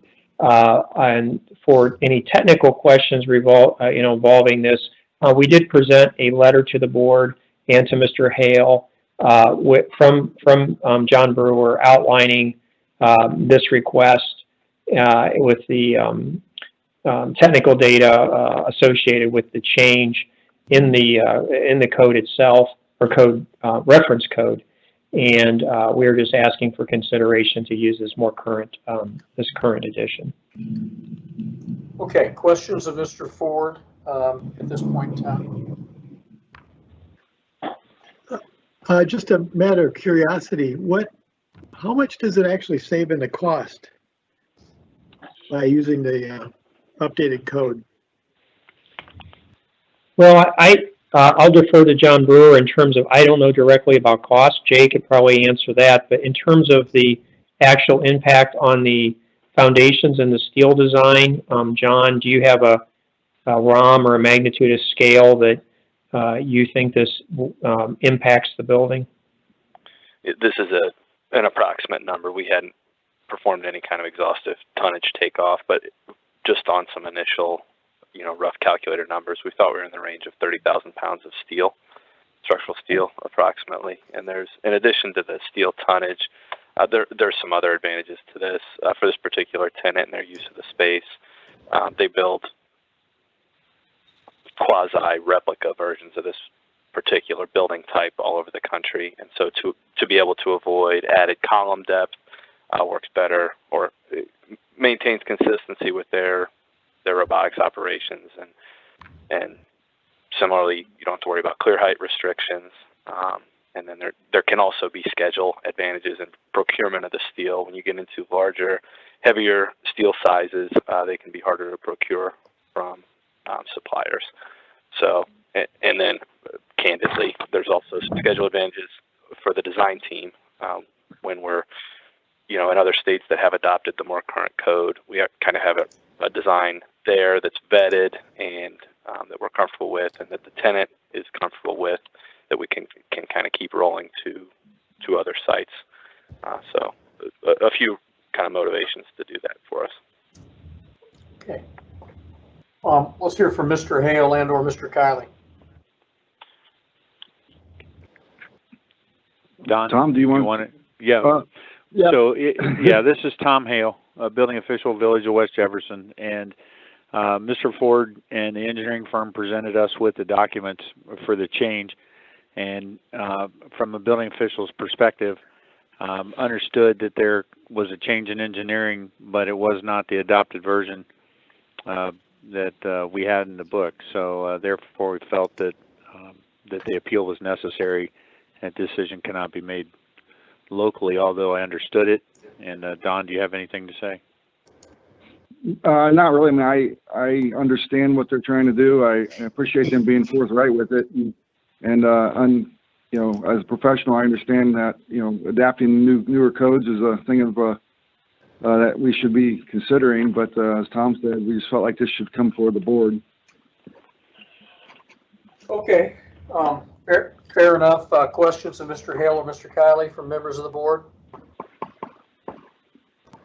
Other than specifically if he has any objection to the request. As a building official, I have no objection to the request.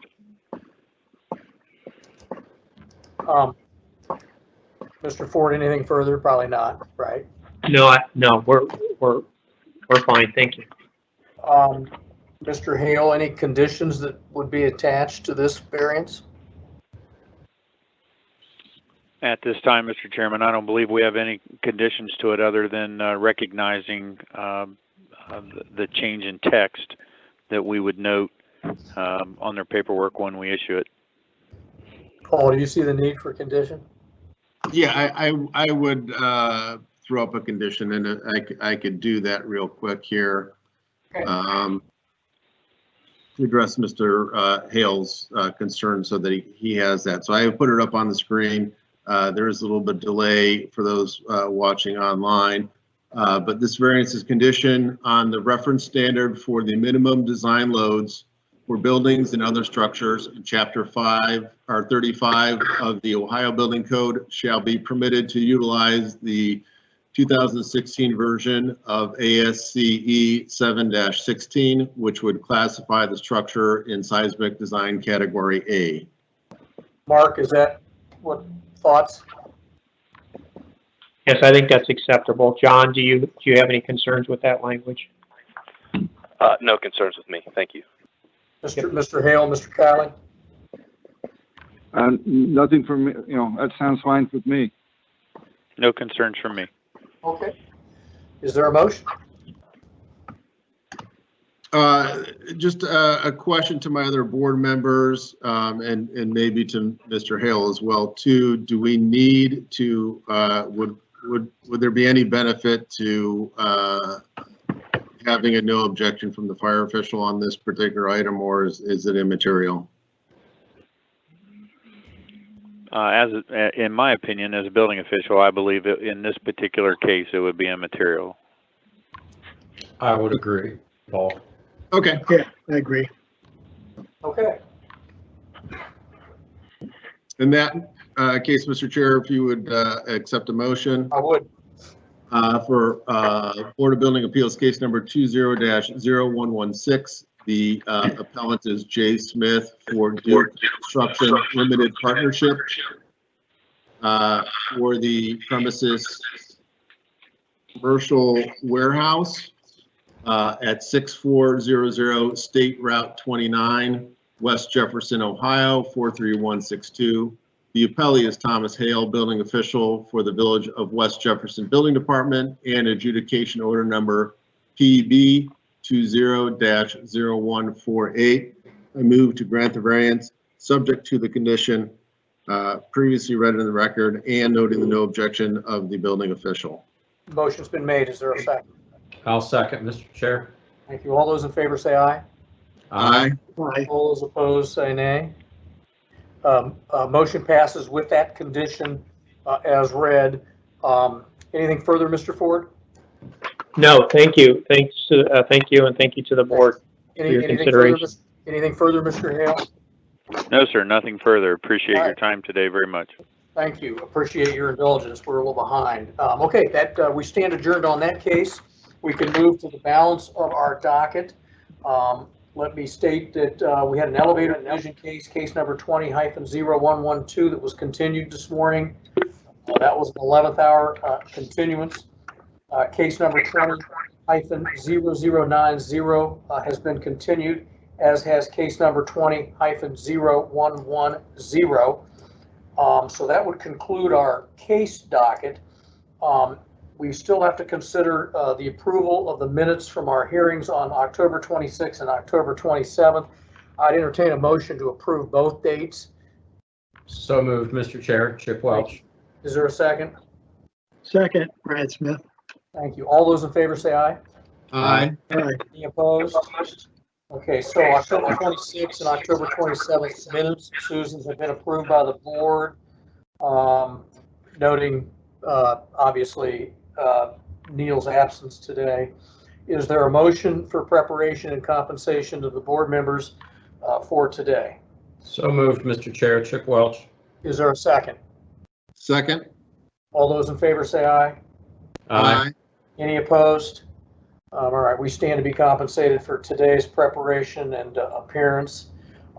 Susan, I see there's nothing at new business. Is that still the case? That's correct. Okay. Well, Susie, thank you very much.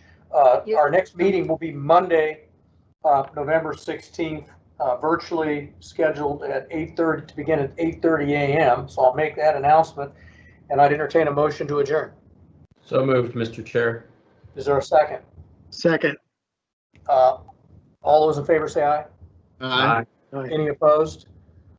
Okay, thank you very much to everybody. We stand adjourned and have a good day. You too. Thank you. Two. Thank you. Bye.